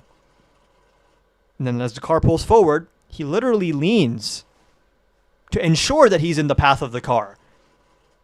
And then as soon as he shoots her, twice fully horizontally in the side of the head, when the car was not even aiming at him, when there's no construable way to think it was aiming at him. If you want to lie and say it was debatable before, it wasn't, but it definitely was not debatable for shots 2 and 3. He shoots her twice more, and then his first words after are fucking bitch. That seems like someone who's angry, trigger happy. Someone who probably also has really bad road rage, who probably should not have a gun, who should not be about in our streets. Seems like a danger to society. Now, this immediately broke down into 2 separate narratives, both of which I think are untrue. One was I'm guessing here's what he's going to do. He's going to say, listen, when the Trump administration calls Renee Good a terrorist, like, I guess I don't really love that. Like, I think it's kind of going too far. But, like, then again, I think it was a valid self-defense case and her intent is irrelevant. That's my criticism of the right. And my criticism of the left is that everyone on the left is evil and they should all burn in hell and they all want to destroy the country. I'm so fair. Look how I just criticized both sides. That's what he's going to do. Narrative that was immediately pushed by the Trump administration and Secretary of Homeland Security Kristi Noem, that she was a domestic terrorist who was attempting to run over officers with her car and was legitimately trying, not just this officer, but multiple officers. That was the original statement. I said at the time, I thought that was untrue. Wow. The full extent of his pushback on the president and his administration, the president and his administration labeling a random U.S. citizen who's a victim of a police shooting, or an ICE shooting rather, I'm going to call them police, labeling her a domestic terrorist. What's the energy that Ben brings for that? I think that's untrue. It's untrue. Sure. Legitimately trying, not just this officer, but multiple officers. That was the original statement. I wonder if he's going to say that the left's narrative, I also said that's untrue. That would be equal at least, right? The right's narrative was untrue, and the left's narrative was untrue. I feel like he's going to have a lot more words to say and a lot more emotion behind those words when he now gives his equal criticism of the left. Let's see. I said at the time, I thought that was untrue. And then your press office tweeted out that it was state-sponsored terrorism, which, I mean, Yeah. Governor, I do have to Aggressive. ask you about that. Yeah. That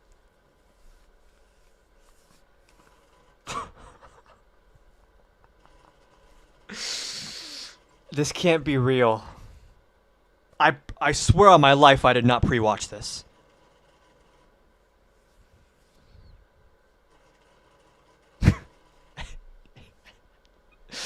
Okay. You know who's been calling their political opposition a terrorist? Like before the Gavin Newsom press account was even a thing? Like during the 2024 election, who was calling their opponents terrorists? Does anyone know who that was, perhaps?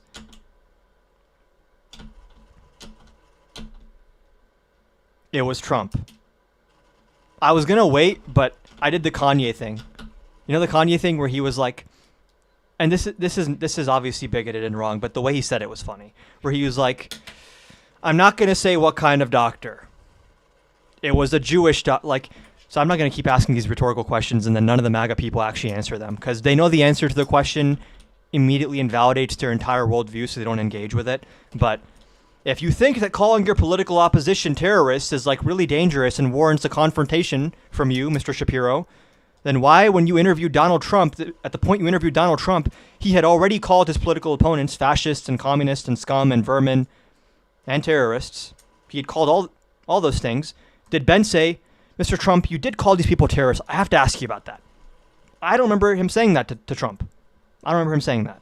Officers. That was the original statement. I said at the time, I thought that was untrue. The most he'll say even now, untrue. And then your press office tweeted out that it was He's state-sponsored such a terrorism. lying rat. Which, I mean, Governor, I just have to ask you about that. Yeah. That sort of thing makes our politics worse. Yeah. I mean, it does. Does it? Who made our politics like this, Ben? Who normalized threatening political opponents with jail, with death? Who did that? Who stood up on a stage with a presidential candidate and said, not that I would want you indicted and given I would want you put in jail. Who did that? Who started that whole thing? Who started just going on TV as a mainstream political figure and saying, I think the election might be rigged. A good way to tell if it's rigged is if I win, it's not rigged, and if I lose, it's rigged. He said it before 2016, he said it before 2020, and he said it before 2024. Notice how the claims of rigging and fake election, it's not like they start after the votes are counted and he sees discrepancies. He says it before the election. He says it months before the election. Hey guys, keep a close eye on that election. Look out for the fraud. And all my minions out there, my investigative journalists, the biggest clue you'll see when fraud has taken place is that I lost. That's when you know something fishy is up. Yeah. I mean, our ICE officers obviously are not terrorists. Yeah. A tragic. Oh, apparently just saying obviously now before you make state an opinion makes it true. ICE officers obviously are state-sanctioned domestic terrorists. Makes our politics worse. Yeah. Especially under what Trump is doing in Minneapolis, where they're being sent out on purpose to rough people up, to beat them up. Many of these people are not even charged. One of these kids is now blind in the eye. People are standing there with a phone, and the ICE officer just walks up to them, punches them in the face, drags them on the ground, puts them in cuffs, puts them in a van. Then they get kicked out of the van a few hours later, never even charged with anything, right?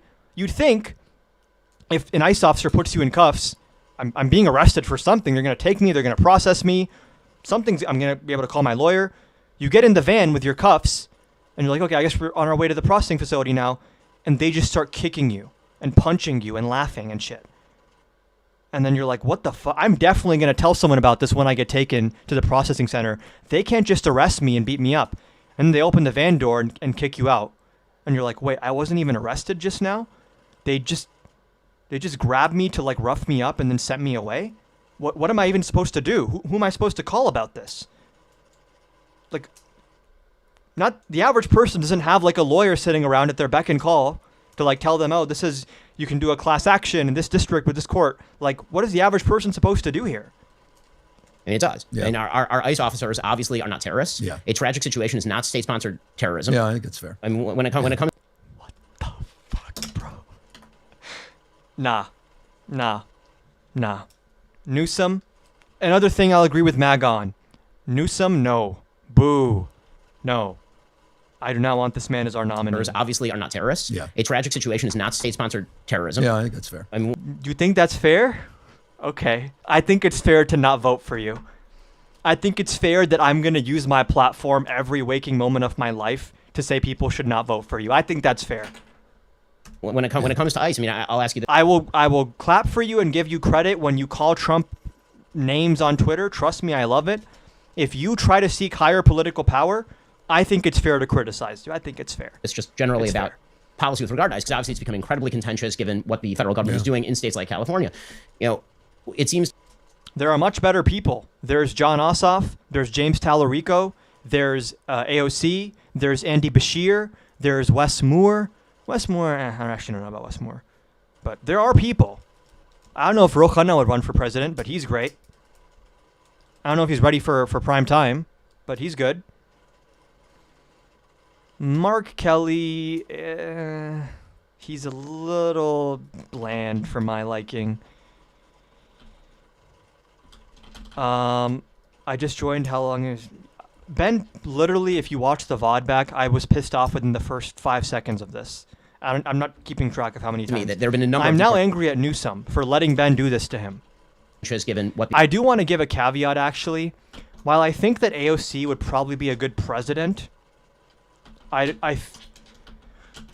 here's my thing, dude, for AOC, is like she could have all the exact same policy positions and just not call herself a socialist. Like she loses nothing from having the exact same policy platform and just saying I'm a progressive.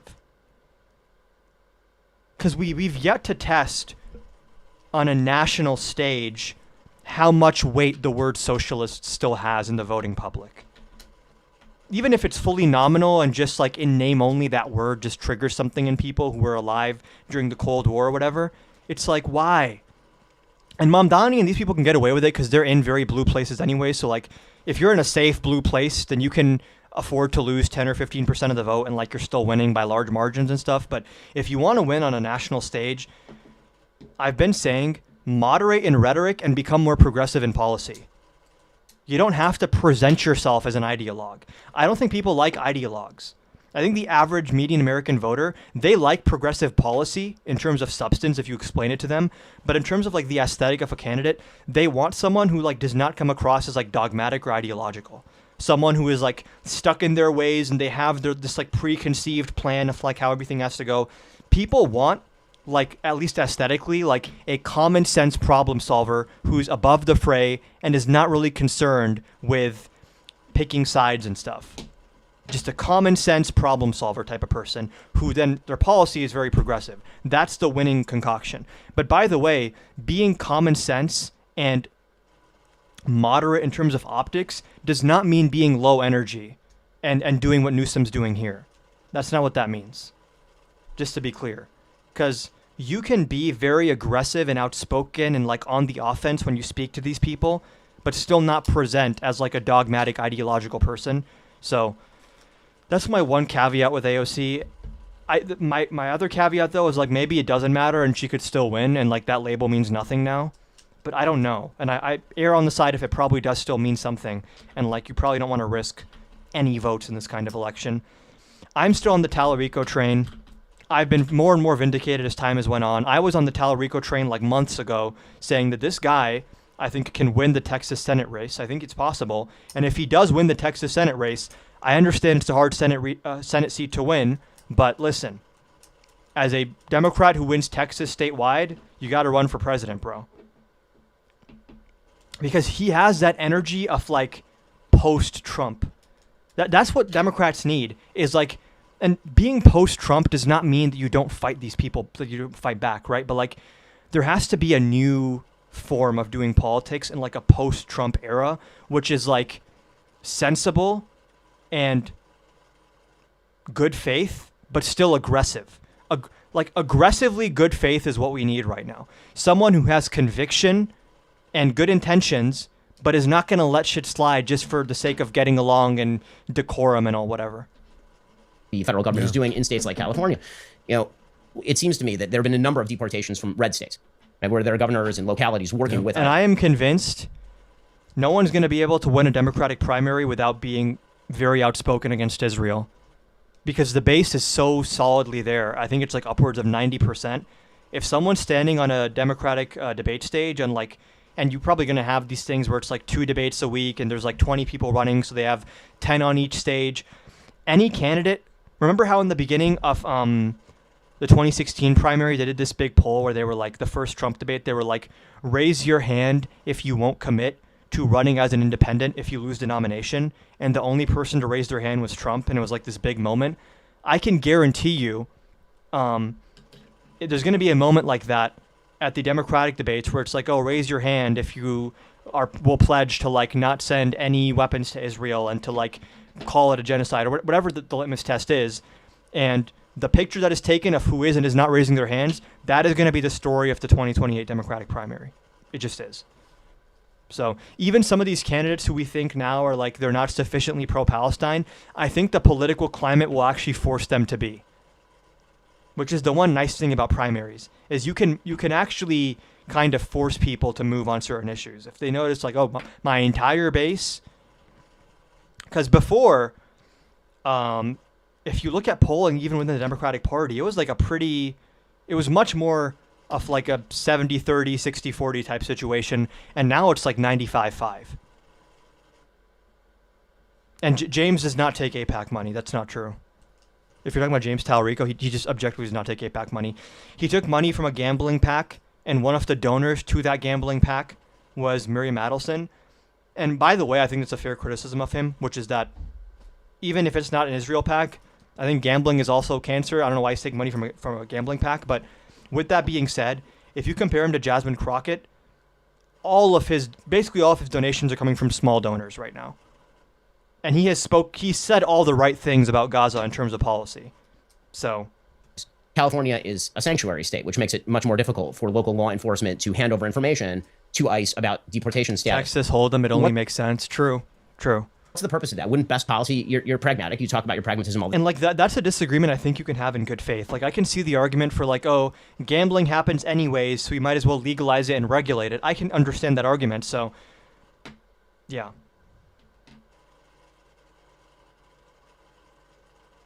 Yeah, the guy who grades political integrity, I've seen him. And didn't he give Talarico an A+ or some shit?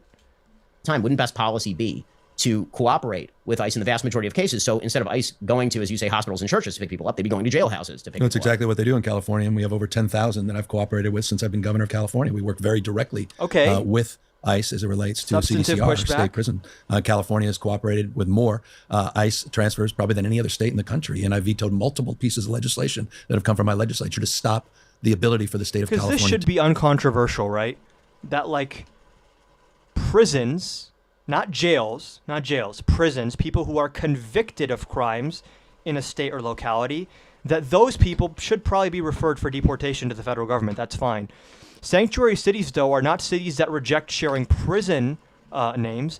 It also applies to people in jail and just anyone they encounter in general, right? And the argument from these sanctuary cities and their police officers that work there are some areas have such high populations of undocumented immigrants that all of the witnesses we'd possibly be speaking to here are also going to be undocumented. And if these witnesses are, I just totally lost my train of thought. Oh yeah, if these witnesses are relevant in our investigation of a certain crime, but they think if they come forward to us that they're going to be referred for deportation, they're not going to come forward. So I understand the idea of a sanctuary city in some regards, but I think it should be uncontroversial that anyone who's in a prison, who's a convicted criminal, who's undocumented, that you coordinate with the federal government. Maybe not right now, because the federal government's fucking rogue and bad faith, but in normal times, if that even exists anymore, you should coordinate with the federal government to have these people deported after they finish serving their sentence. So to do that. So when it comes to the issues of violent criminals, when it comes to felons, people that I'm are glad being Newsom's correcting him on this at least. from the largest state system in the United States of America, California cooperates with ICE. Okay, but why is it then? What makes it a sanctuary state? The broader sanctuary policies that are established, and we had a policy that was established under Governor Brown, SB 54. You have city sanctuary policies that go back quite literally to the time Ronald Reagan was governor, and it relates to some of the issues in Central America, sort of the origin stories. But the bottom line is relates to those policies, this notion that federal law should be enforced by federal law enforcement agencies, that we should not consign local law enforcement to federal responsibilities and prioritization. Right, but and shouldn't what the about state step into federalism? localities and tell localities that they ought to cooperate better with ICE, thus to facilitate all Well, this? How about instead of forcing localities and states to cooperate with ICE, we force the federal government to cooperate with them when they're trying to investigate the murder of Renee Nicole Good, and the federal government is refusing to share evidence in their investigation and actively obstructing the investigation. I have sort of Rudy Giuliani's point of view, who made the point as an advocate for sanctuary policy. when he was mayor of New York. Just say your point of view. The worst way to qualify your opinion is I happen to agree with Rudy Giuliani on this. Speed running me not taking you seriously. Even if you're about to say the sky is blue or water is a liquid, if you preface it by saying, I'm going to have to agree with Rudy Giuliani on this one, I'm primed to not like what you're about to say. Of New York, he said it keeps people. And it's so performative. Would he say this if he was talking to a Democrat? As Rudy Giuliani always says, would he say this if he was talking to AOC or something? And tell localities that they ought to cooperate better with ICE, thus to facilitate. Well, I have sort of Rudy Giuliani's point of view, who made the point as an advocate for sanctuary policy when he was mayor of New York. He said it keeps people safer, healthier, and more educated. Safer in the context that it allows community members. I guess here he's doing it to use it against Ben if, like, hey, you're one of your own guys' lawyers says that I'm right? To be more likely to participate as witnesses of crime or victims of crime in going after the perpetrators, more likely to get an immunization shot if they're not worried about the nurse turning them over This to is ICE. true. This is the More argument like- I was just making. That sanctuary city does not have to mean that, like, our prisons, once people serve their time, are being released. No, I think people who are in prison and jail are different. To go to school and get educated if they're not worried about the school crossing guard crossing them and ultimately turning them over to ICE. So it's the tool of pragmatism because of the complete abject failure of the federal government. A sanctuary policy is unnecessary if we had comprehensive immigration reform and we had a federal response that was adequate to the task. But in the absence of that, it's grown from the 70s and 80s and 90s, 2000s. And obviously I got here as governor and we had an established framework before I got here. But SB it 54. is true that sanctuary policy obviously has had a massive impact as a driver of tremendous number of illegal immigrants in the state of California. I don't know about that. I mean, you see in a lot of states that don't have sanctuary policies, huge increase in immigration, illegal immigration, massive increases, even far greater than the state of California. Just look as But an in terms of the example. cost structure, How do I feel about Jon Stewart? I like Jon Stewart. It's just like Jon Stewart would be a great campaigner, but I'm also really concerned with, like, someone who will govern well. Maybe, I don't know. I'm agnostic on Jon Stewart right now because he's, in terms of rhetoric, he's great. Although sometimes he lets people get away with false equivalency stuff. Like, he just had a lawyer on, like a free speech lawyer on his show, and she was talking to him about, like, the Trump administration's attacks on free speech. But then she did this weird both sidesing stuff where she was like, but don't be fooled. Biden was also very bad on free speech because social media companies took down posts about hydroxychloroquine and, like, Hunter Biden's dick pics and stuff. And he, like, didn't push back at all. He, like, allowed the both sidesism. Because, here's the thing. You have to be able to criticize the Democratic Party without getting lost in the sauce of criticizing the Democratic Party to the extent where you start doing false equivalencies and acting like even the worst Democrat is as bad as, like, the best Republican. Like, just to be clear, Joe Manchin is a quintillion times better than, like, Donald Trump or J.D. Vance or, like, any of these MAGA crazy people. Doesn't mean you don't criticize Joe Manchin, right? But some people get so lost in that sauce that they, at least optically, they start giving off the image that it's like, oh, two sides of the same coin. One side doesn't expand healthcare fast enough. The other side wants to set you on fire. These things are both bad. I mean, you recently, for example, had to freeze the enrollment of undocumented. And true, he's now an independent, but, like, I'm referring to, like, the period of time where he was, like, the deciding vote on, like, a lot of votes under, like, Biden's presidency. Like, right now, yeah. Immigrants in state health systems Yeah. to save money, right? I mean, these No, are and major burdens, no? That's a separate issue. There are 12 states that provide health care for undocs, and we believe in universal health care regardless of previous conditions. My only point is that the cost structure is extraordinarily burdensome. But I don't think it's in unpacking it, I don't think it's a sanctuary policies. Just another thing, if you brought undocumented people into, like, Medicaid, specifically Medicare risk pools, I mean, they already pay into a lot of the federal entitlements. It would become cheaper. Like, young people who are coming to America to work, how much healthcare do you think they're consuming? Like, everyone who has health insurance pays into the system. And the way health insurance works is that basically the low frequency users who are low cost subsidize the high frequency users who are high cost. That is how all health insurance works, private or public. And the idea that giving undocumented people health insurance and bringing them into the risk pool is, like, going to be a cost burden is, like, so ignorant to the economics of health insurance. It's going to be probably a cost benefit. That are driving that. And I'll give you a proof point.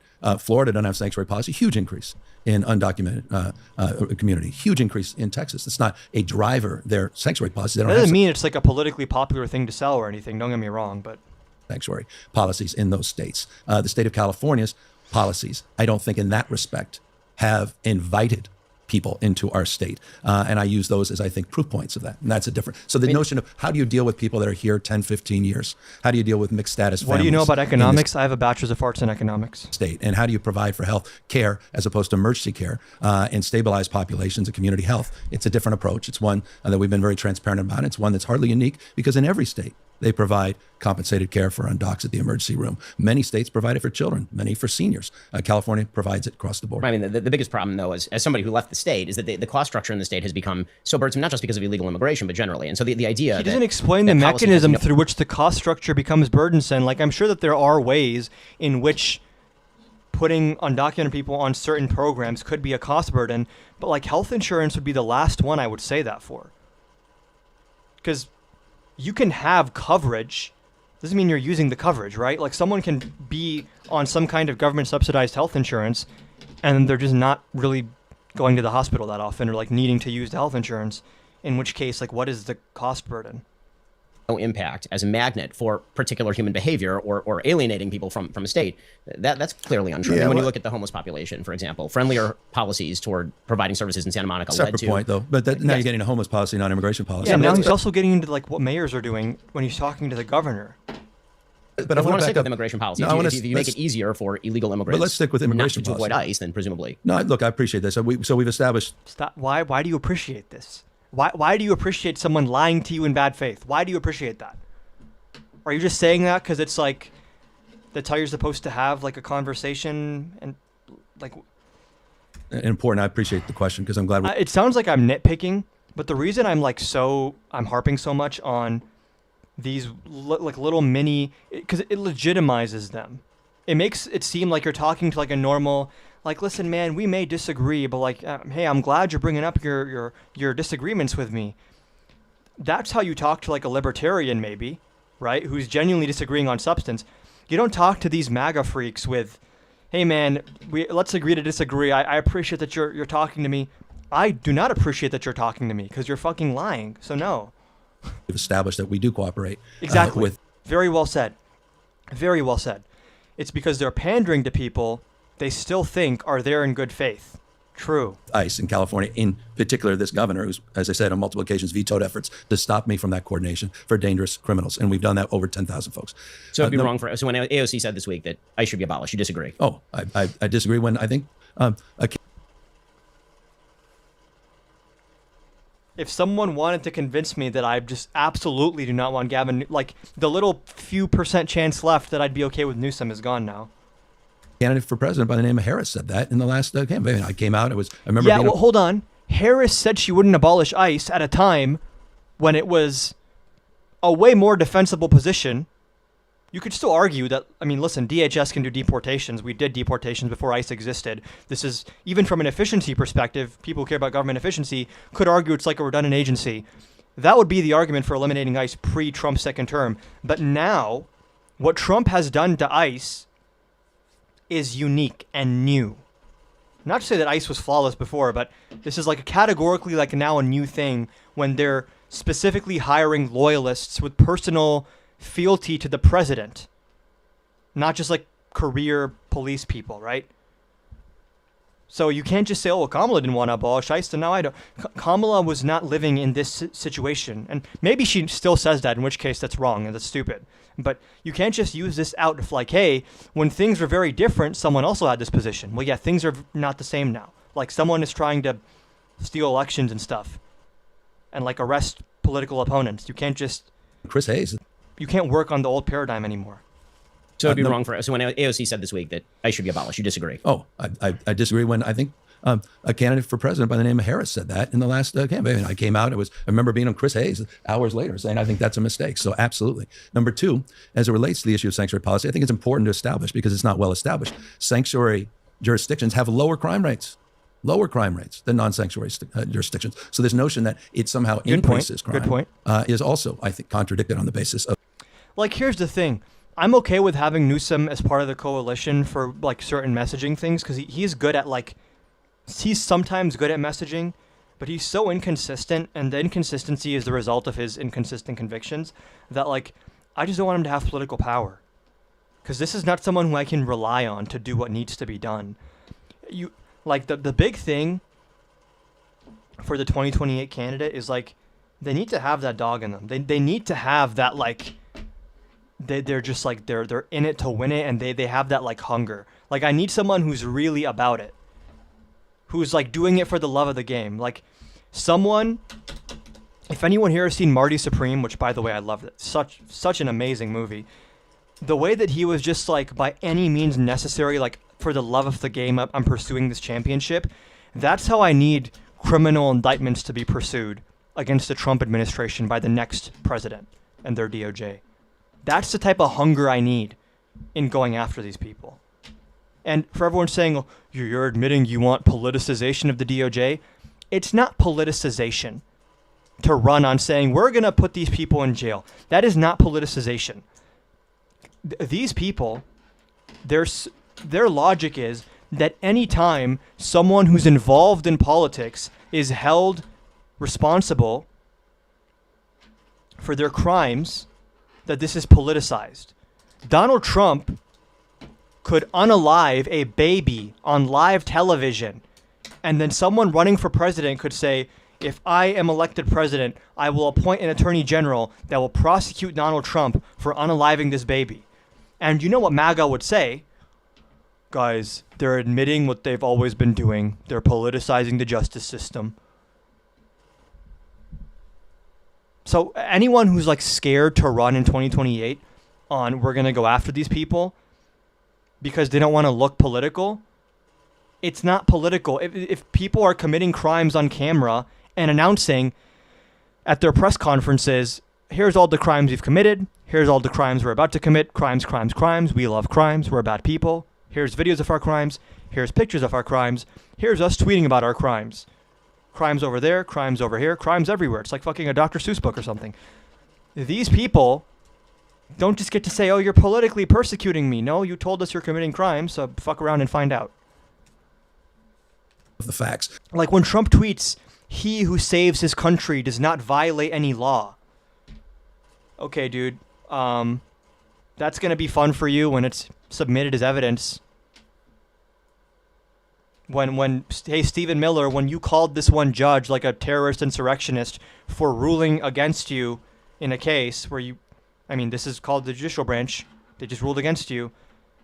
Yeah, when you're later indicted on like inciting or organizing some kind of attack or whatever it would be. I don't even know what these indictments would be for, because that's where you need actual investigators to investigate and find actual evidence, right?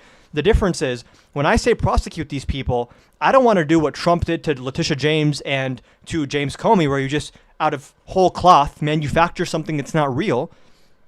I want to collect evidence, and I'm very confident that evidence will lead to strong indictments and strong convictions.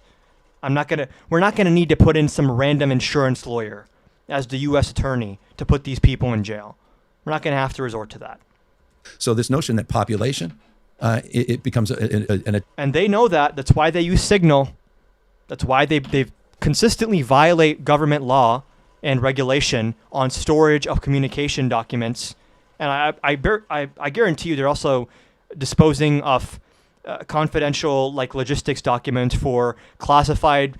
Like, dude, if this is what they're doing on TV, what classified stuff is the CIA doing right now? What classified stuff is the FBI doing right now that we'd like literally never hear about? If they are literally invading Minneapolis, essentially, just to rough people up and create an environment of chaos and fear, what do you think our intelligence agencies and our special forces that do covert classified stuff as well, what do you think that they're up to? And then the question is, do we think that there is like good faith record keeping being done here? Do you think they're following guidelines on, these missions, we have to keep copies of these instructions and written orders and everything has to have a paper trail? Do we really think that they're doing that in the DOJ and the FBI and the CIA and the DHS? Or they just have a fucking Signal group chat where they're like, yeah, get them. Okay, boss. Delete chat. Attractive nature for population increases, I think, is contradicted by the facts. As it relates to crime, it's contradicted by the facts. But there's unquestionably, and you're right about this, as it relates to an expansion of services, but not just for sanctuary jurisdictions, for population, diverse populations. Yes, there are states like California that have chosen a different approach. And that approach, means that when you came into office, for example, the budget was, $200 billion? And your proposed budget last year or this year was $350 billion. You went from surplus. The general fund's $248 billion. We have $42.3 billion additional revenue structure than we anticipated. By the way, another 2.8 came in December. And California is now replenishing its reserves, $23 billion, paying down pension obligations, $11.8 billion. There's no question there are cost pressures as it relates to Medicaid and Medi-Cal in California. This and is those one pressures place are where gonna I'll be made give worse because Newsom of the Big credit. Beautiful Bill. Well, I mean, I think that Is that as a governor who actually has to understand the minutia of policy and of executive orders and of how things are implemented and the different scales at which states do things versus cities do things, even when he's maybe not the best governor, I don't agree with all of his policies, although some of them I do agree with, even when all of that's the case, he is so much more qualified to speak about and so much more well-versed in matters of public policy that even someone like Ben Shapiro, who probably shits on Gavin Newsom for a living, when they actually debate policy, Newsom just knows more about how these things work as a matter of practical experience. main pressures in the state of California in terms of kind of future costs looks like some of the programs that you mentioned, mainly, if we're going to look at it, CalPERS, CalSTARS, the fact that you have perhaps $500 billion. Oh, you're worried about... Anytime someone complains about the cost getting too high of a health insurance program, it's like, oh, so you're saying we should do single payer then, right? Because if you just expand the risk pool so everyone's paying into it, then the costs are way lower. But these people got rid of the individual mandate. In unfunded In Trump's liability. first term, he eliminated the individual mandate. And then he's like, why are healthcare costs ballooning?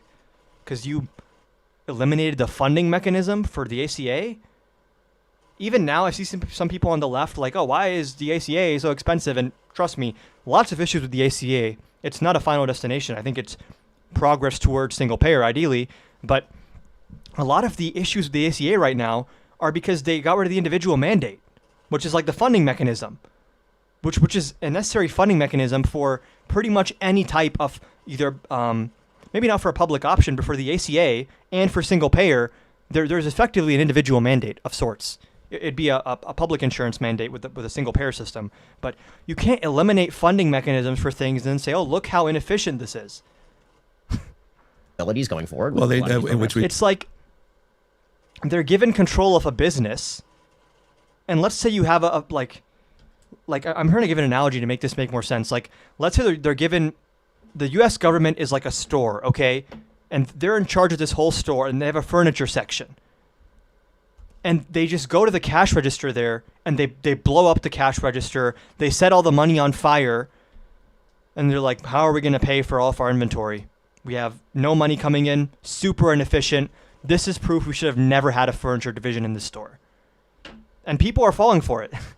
They're substantially improved in the last 7 years. I just mentioned the $11.8 billion commitment. We've highlighted that in the State of the State to pay down long-term pension obligations. STRS and PERS, their funded liability has been improving over the last 5 or 6 years. Can't make up for that. Thank you, Miss Sunflower, for the potato in Paris. That really caught me off guard. last 30 years. You may recall a decade plus ago, we did reforms for new employees moving in. We dealt with spiking and other issues and abuses in that space. We're hardly unique in this country as it relates to unfunded liability. Or fraud issues, obviously. And fraud issues. We can talk about fraud all day. I'd love to talk about that, and we could get back to that because I think it's an incredibly important topic. And California's been actually out front on a lot of these anti-fraud efforts. And I think there's a lot of BS in this space as it relates to sort of targeted assaults and offense that obviously are paying our politics. But I want to go back because we're going to get all of this. I know everyone came here for all this stuff. Of course.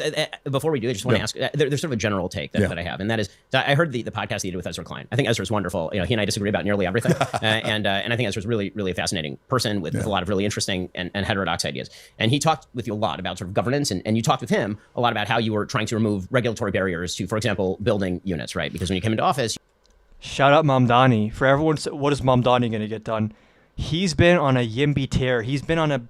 I was saying, bro, I called it. What did I say? I said the first thing Mamdani's going to do, where he's going to have the most latitude to act, and it's just the best policy substantively, is making it easier to build and streamlining permitting for small businesses. So... it's like the meme of eliminating regulation, but when Republicans do it, they mean safety regulation and environmental regulation. And when Mamdani says eliminating regulation, what he means is unnecessary redundant paperwork that prevents small businesses from flourishing. you wanted to build, I believe it was 3.5 million units.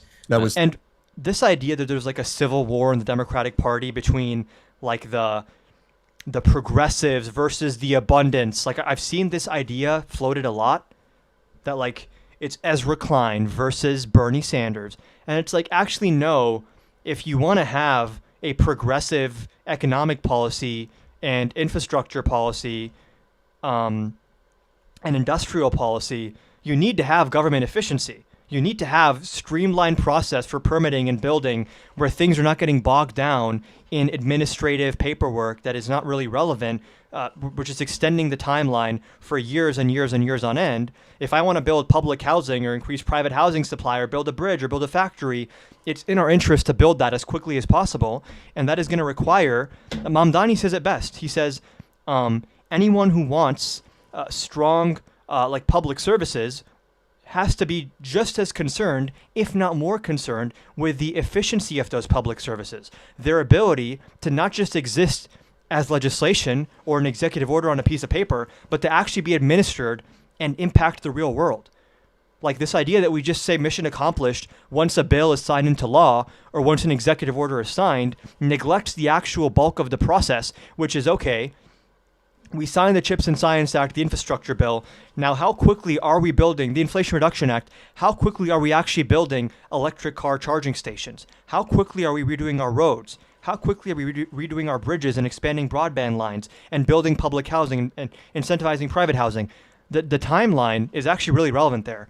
And I reject, Obama gave this speech to like all the Democrats behind closed doors, which where is Obama publicly right now, by the way? That pisses me off. I don't know why he's just out of the public eye when he is the most popular politician in America. His approval rating is like around 60%. I don't think there's any living politician in America who has that kind of national approval rating.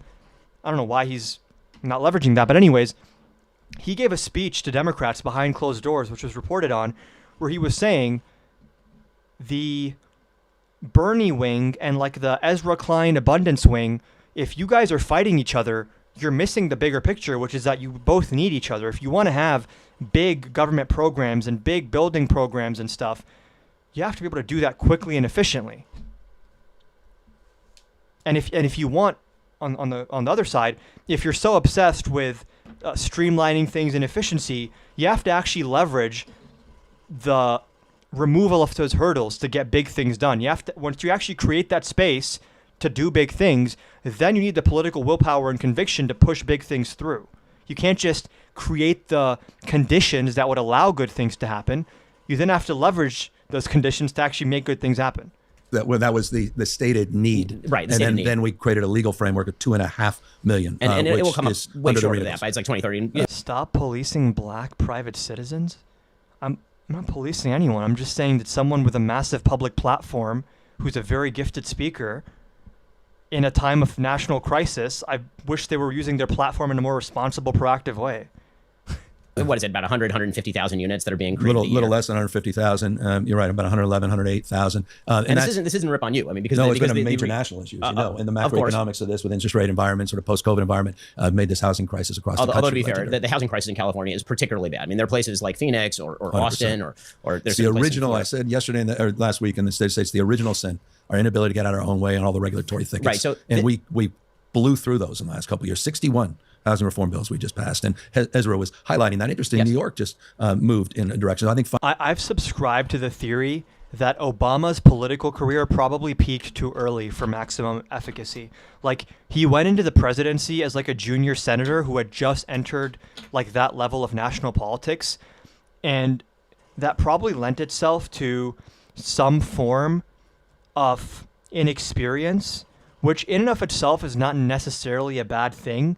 But if you hear Obama speak now, he always says like, oh yeah, one of the biggest lessons I've learned post-presidency is like, I should have probably fought harder. I shouldn't have tried so hard to reconcile with people that were bad faith actors. When Mitch McConnell and all these people, the Republicans, are blocking my Supreme Court nomination of Merrick Garland like months and months and months away from the election, and then as soon as Trump comes in after me, they eliminate the filibuster for Supreme Court nominations, and they're appointing people and confirming people month before the 2020 election. All of a sudden, it's not a big issue anymore when Trump does it. And Obama is like trying so hard to break bread with these people and like win them over and show like, hey, we're both working for the betterment of the country. And meanwhile, they're like, you're an African Muslim terrorist, communist. And it's like, what are you trying to do here? Like, I don't understand who the audience for this is. And he even acknowledges this. So now I'm like, maybe if Obama was like a more seasoned politician, like how he is now, and now he was getting into national politics, I feel like he'd have that, like he'd be more battle tested in a way that changes your strategic engagement with politics. And that is my one sort of critique or worry with Tallarico, which is why I want him to get a VP if he's a nominee, and I'm being very presumptuous here in like an ideal scenario, who is more seasoned, because it's one thing to be idealistic and have conviction, which are like my two biggest things, but you have to also understand who you're dealing with and how the systems work, and then be a smart actor in that context. Like, only reach out to the other side where you think you can actually win support over from the general public, and appeal to the general public other side, not elected officials other side, right? So like, if a Democrat wants to appeal to center-right moderate Republican voters and say, listen, like, if you truly believe in small government, you shouldn't want X, Y, and Z program from Trump or whatever, and maybe we disagree on taxes, but like, this is about that's fine, because those people actually vote, and either you persuade them or you don't. But going to break bread with like Ted Cruz and all these people who, if the shoe is on the other foot, would label you a terrorist or a criminal or an extremist, it doesn't do anything. Like, I know you want the photo op of you with the senator from the other party shaking hands, but at this point, it does more harm than good for both of you. Finally, we Democrats broadly are moving now finally in the right damn direction after decades and decades. Democrats and Republicans in California neglecting this space. Right. And I think that one of the problems that people see, and there's been a big question, you've asked it, you've talked about it a lot actually, about the frustration that people have with politics, and the disenchantment that people have, and the feeling that no matter what they do, they can't get ahead. And that's manifesting in a lot of... No debates tonight? No. And I considered it, but then everyone in the chat started getting really upset about like, oh, he's dodging a debate, he won't debate. And then I was like, you know what? Yeah, I don't have to debate just because other people want to debate. I got on live today to react to this. I just wanted some good rage bait to get me going. Political polarization. And this gets to, I think, a sort of broader issue. It's not just you, so I don't mean this to be a specific critique of you. I think it's a critique of a lot of politicians that I have left and right. Yep. And that is, you look at the system, you realize as the governor how complex the system is, how difficult it is to get things done, how much gridlock there is in the system. But politicians, in order to get elected, have to make a lot of promises about how much things are going to change in the future. Yep. And they usually are talking about using the power of government in order to facilitate and make that change happen, particularly on the Democratic side of the aisle. And it seems to me that is a recipe for disaster for the American body politic. Because if you make promises that cannot be fulfilled, because the system does not allow for it to be fulfilled, people inherently end up frustrated. And, I have relatives who still live in the state of California. I visit it routinely, and they're making a very good living. Right? I have a sister-in-law and brother-in-law who live in LA. They make a combined excellent living, and they're barely making their mortgage. And the housing costs are too high. The cost of living is too high. I believe the poverty rates in California on a cost-adjusted basis are some of the highest in the nation. Right there with Florida. Correct. When you look at the supplemental poverty index, when you look at poverty... Okay. Slick. I'll give Newsom his flowers in the moments where he deserves them in this specific conversation, even if my meta critique of him is that I don't want him as president. But nice little way to throw in Ben's favorite red state during Ben's criticism. Relatives who still live in the state of California, I visit it routinely, and they're making a very good living. Right? I have a sister-in-law and brother-in-law who live in LA. They make a combined excellent living, and they're barely making their mortgage. And the housing costs are too high. The cost of living is too high. I believe the poverty rates in California on a cost-adjusted basis are some of the highest in the nation. Right there with Florida. Correct. When you look at the supplemental poverty index, when you look at poverty broadly defined, it's slightly above average. Supplemental, Florida and California right If you're looking at real estate costs in particular are extraordinary in the state of California. He knows what he's doing there when he just quietly disses Ben's favorite state using Ben's own criticism. I like that. And as you say, you're trying to remove regulations, but the problem is that unless we are willing to recognize a fundamental reality, which is that the relationship of the American people with their government needs to change. Oh, I agree. And what that means... I agree. I think it's a bad relationship between the American people and their government when they are scared of their government.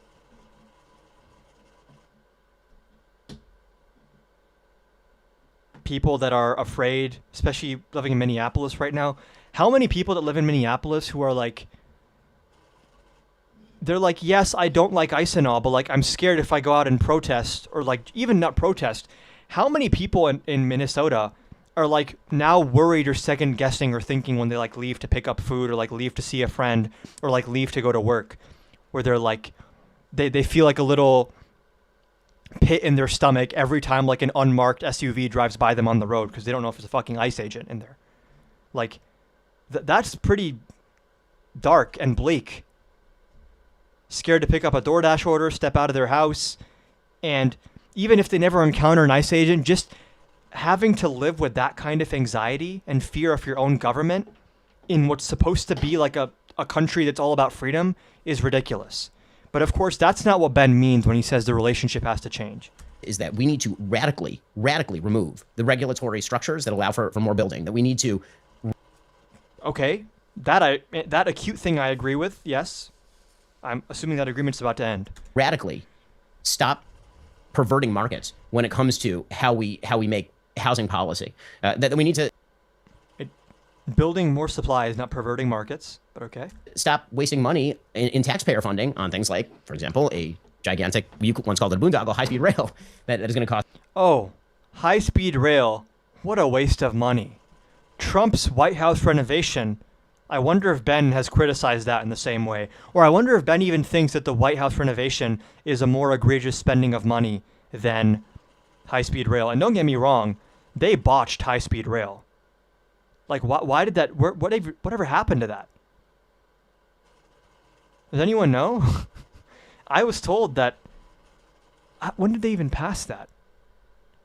And this is exactly what I mean, by the way, when I say if you want a robust social safety net and like industrial policy and manufacturing policy, you have to want efficiency in these things. Because otherwise, you have people like Ben saying that an inefficient administration of building high-speed rail somehow delegitimizes the idea of high-speed rail. And you can't give these people that kind of ammo. in excess of $100 billion in this state. Right. You know, the guarantee, and again, I see it rising on the populist right too, which is sort of a big government right, which is something I object to on a sort of classically conservative level. The promises that are made that if you give government more power and more taxpayer revenue, that suddenly these problems are going to be alleviated. And the actual result, which is less ability to do what my parents did, to move from a 2-bedroom small house in Burbank to a... I hate that Newsom is just nodding along to these like conservative platitudes. Like, if you just keep your head in the books in high school and then you get married young and you get a job, everything's gonna be great.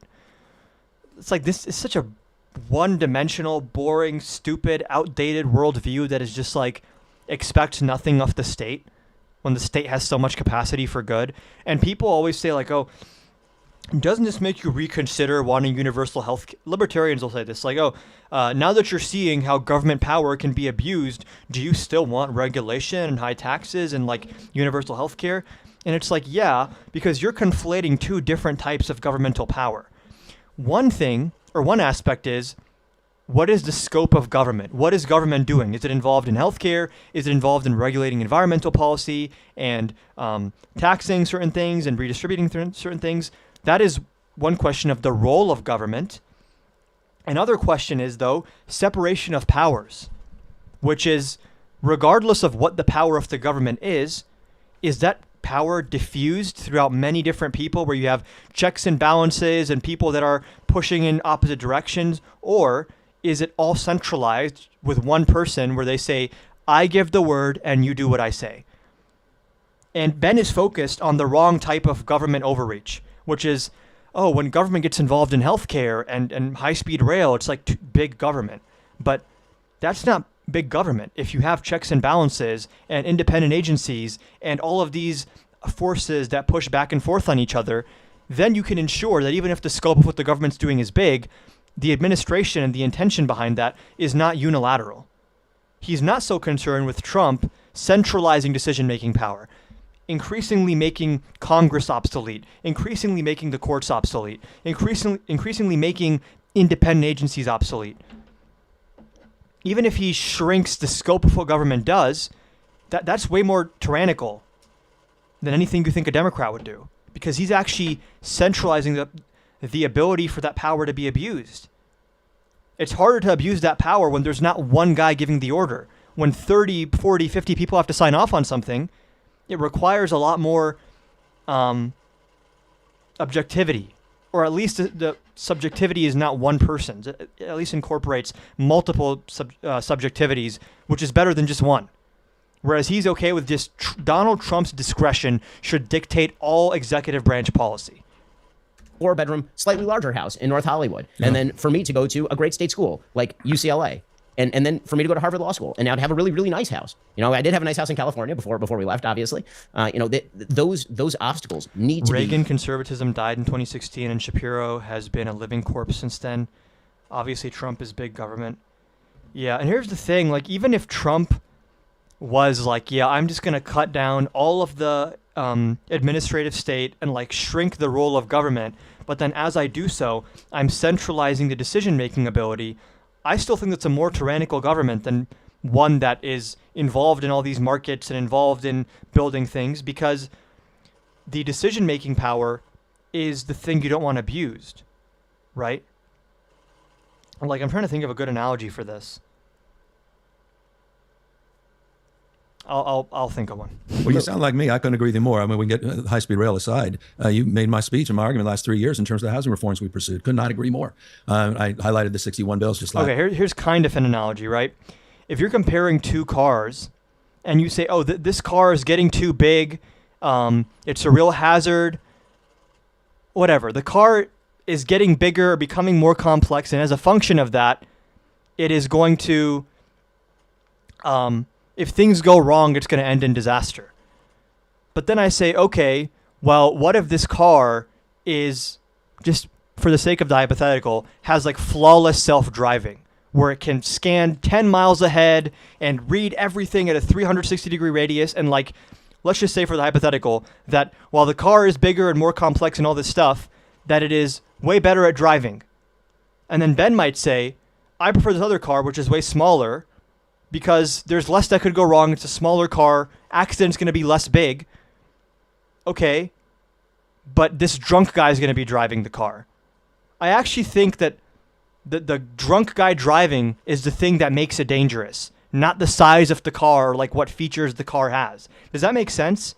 That like whether or not the government is involved in healthcare and transit and stuff is not the question. Yes, that's expanding the scope of what government can do, but for government to actually act upon that power would require unilateral decision-making being abused. When the ability to make decisions is spread across a Congress and a court system and a president, and even within the executive branch, it's spread across different heads of agencies and apolitical civil service, I'm not too concerned about tyranny there in the same way as like when one guy is calling the shots. I don't know if I explained that well. Last year, I didn't highlight the 42 CEQA reform bills. The original, talk about process and regulatory thickets. Those environmental rules that were established, ironically, by Ronald Reagan himself when he was governor of California. So we've been in the process of doing precisely what you're suggesting we need to do, and we've been doing it very meaningfully and been nation-leading reforms in this space. Now, of course, the private sector needs to catch up in the context of interest rate environment becoming more favorable. But now we are. I don't know if I'm going to be able to watch all this rage bait. There's over an hour left. Cities and counties we put on notice. May you recall when I first became governor, I sued Huntington Beach, the first city, because they were out of compliance with their housing element. We established a legally binding goal of 2.5 million units. We talked about the stretch goal, what needed to get some equilibrium in our prices, the supply-demand imbalance, but we created a legally binding goal of 2.5 million. So what can be done to make that happen in not Huntington Beach, but LA, San Francisco? We created a housing accountability unit. We pursued 46 actions. We've unlocked. But I guess the question is from like the common man perspective, right? From my perspective, where I left, I took my business, right? Yeah. From that perspective, how do we get to the material change? And if we cannot, then perhaps that requires a complete rethink. Now, come over to my classical libertarian economics here, Governor, is I guess what I'm saying. It's, another word for that is delusion. and maybe recognize that the That's amount mean. Or just like theory pilled. Like people that are like super obsessed with the free market solves all. Like their views will often be internally consistent, but they're built on like Econ 101 textbooks where like everyone has perfect information and demand is not inelastic and there's no concentration of market power and there's no first mover advantage. Like in theoretical economics at a very base level, like the very perfectly slanted supply and demand graph where the slopes are fully equal and they meet perfectly in the middle and it's like all sunshine and rainbows. Within that theoretical framework, like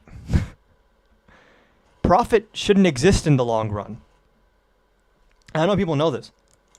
In a fully efficient market, in the long run, because you differentiate short run and long run calculations, but theoretically, in a perfectly competitive market, over the long run, profits are supposed to trend towards zero, because profits are considered like market inefficiencies, actually.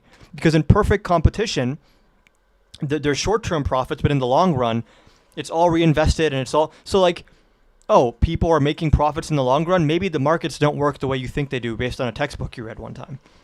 And, like, don't get me wrong.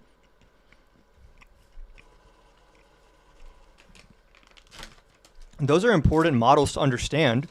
Like, learning Econ 101, I'm not saying it's irrelevant, but jumping from that to real-world economics, and just ignoring behavioral economics, and even just more advanced understandings of elasticity and market power and all the real world constraints. It's I just feel like the economics is just so complicated. Like, even here people tell me like, oh, you know so much. I know as much as I learned from undergrad. I know nothing about econ relative to like a PhD in econ or someone with any graduate degree in econ or like any Fed economist or whatever. These people are crunching numbers and answering such specific questions. And even their predictions are like more accurate than someone like Ben's, but there's always error there and unpredictability and like a variable you didn't take account of. And the idea that it's just like, if we all compete, everything's going to be great. It's just not real.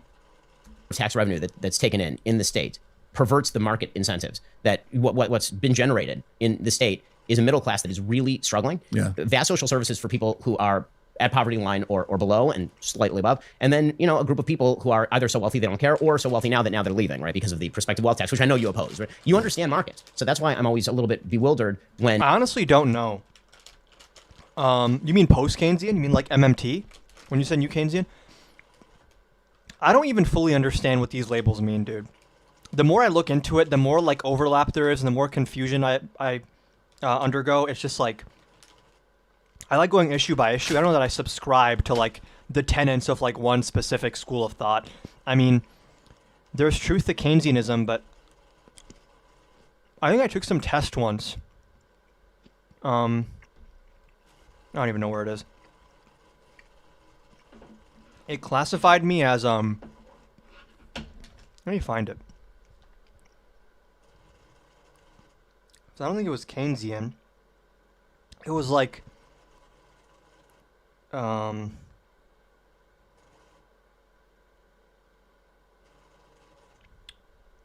on.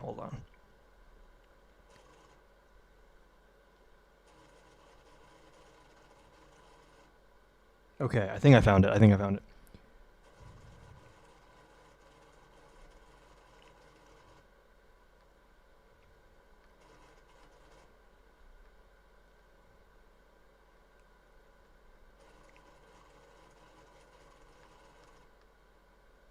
Now I need to find this.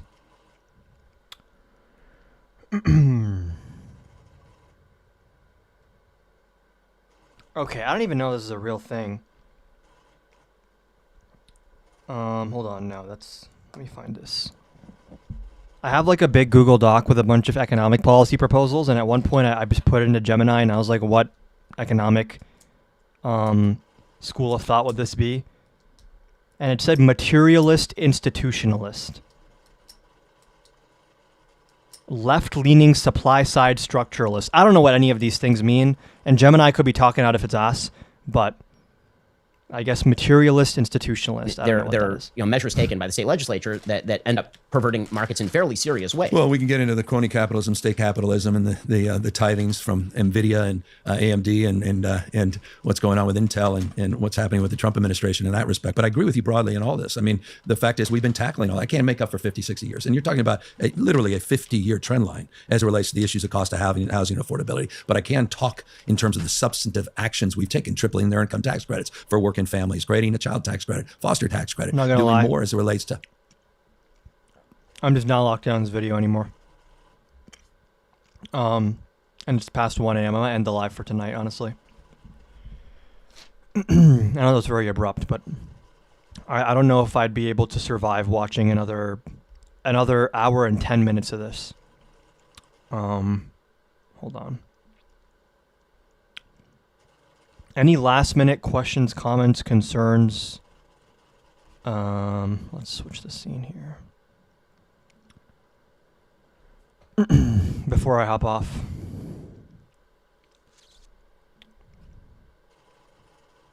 Where's my... There we go. Let me know. If not, I'm going to hop off for today. But it was a fun live. I was definitely yapping earlier. And I guess when I watch the VOD back, we'll see how coherent any of that yap was. Okay. I'm going to end it on YouTube. If you're watching on YouTube, thank you for watching. Make sure you're subscribed. Make sure you liked the live VOD. If you're watching on TikTok, make sure you hop on over to YouTube and you subscribe on YouTube and you watch the full live VOD on YouTube if you missed the beginning. How close do you think Minnesota is to actually being invaded? I don't know. We could wake up tomorrow, or we could check our phone in an hour and Trump's invoked the Insurrection Act and we have boots on the ground in Minnesota. So I don't know. That's the honest answer. Or maybe nothing happens and we switch focus to Greenland. Who knows with him? Okay. Oh, this is a good question from Laura. These Trump supporters like Ben who have some intelligence, why aren't they scared of the direction the U.S. is going? I think that, at least when it comes to Ben, I think he's done a lot of like, what is the word I'm looking for?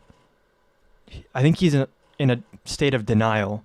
Like, I think the way he downplays Trump's authoritarianism and like hypes up things that Democrats do and frames them as authoritarianism and this weird, this weird double standard, I think he tries to convince himself of that as well. And I think it's become hard for him to convince himself of that recently, which is why he's like almost criticizing himself, saying, oh, audience capture is a real problem. So I think he's probably coming to terms with that. Because he seems like a smart, introspective guy who like is wrong but has a functioning brain and like a solid education. And there's no way he doesn't see the inconsistencies in his view. I just think that he's so obsessed with tax cuts for the wealthy and let's be friends with Israel that he's like willing to downplay what Trump is doing as if it's like a worthwhile cost, and it's like, oh, the Dems would be worse, but I think intellectually he knows that's not true, but in terms of his actual beliefs, he's like deluding himself into thinking it is true. So that's a long-winded answer to your question. Oh, excuse me. Okay, with that, we are gonna end the YouTube live. Okay.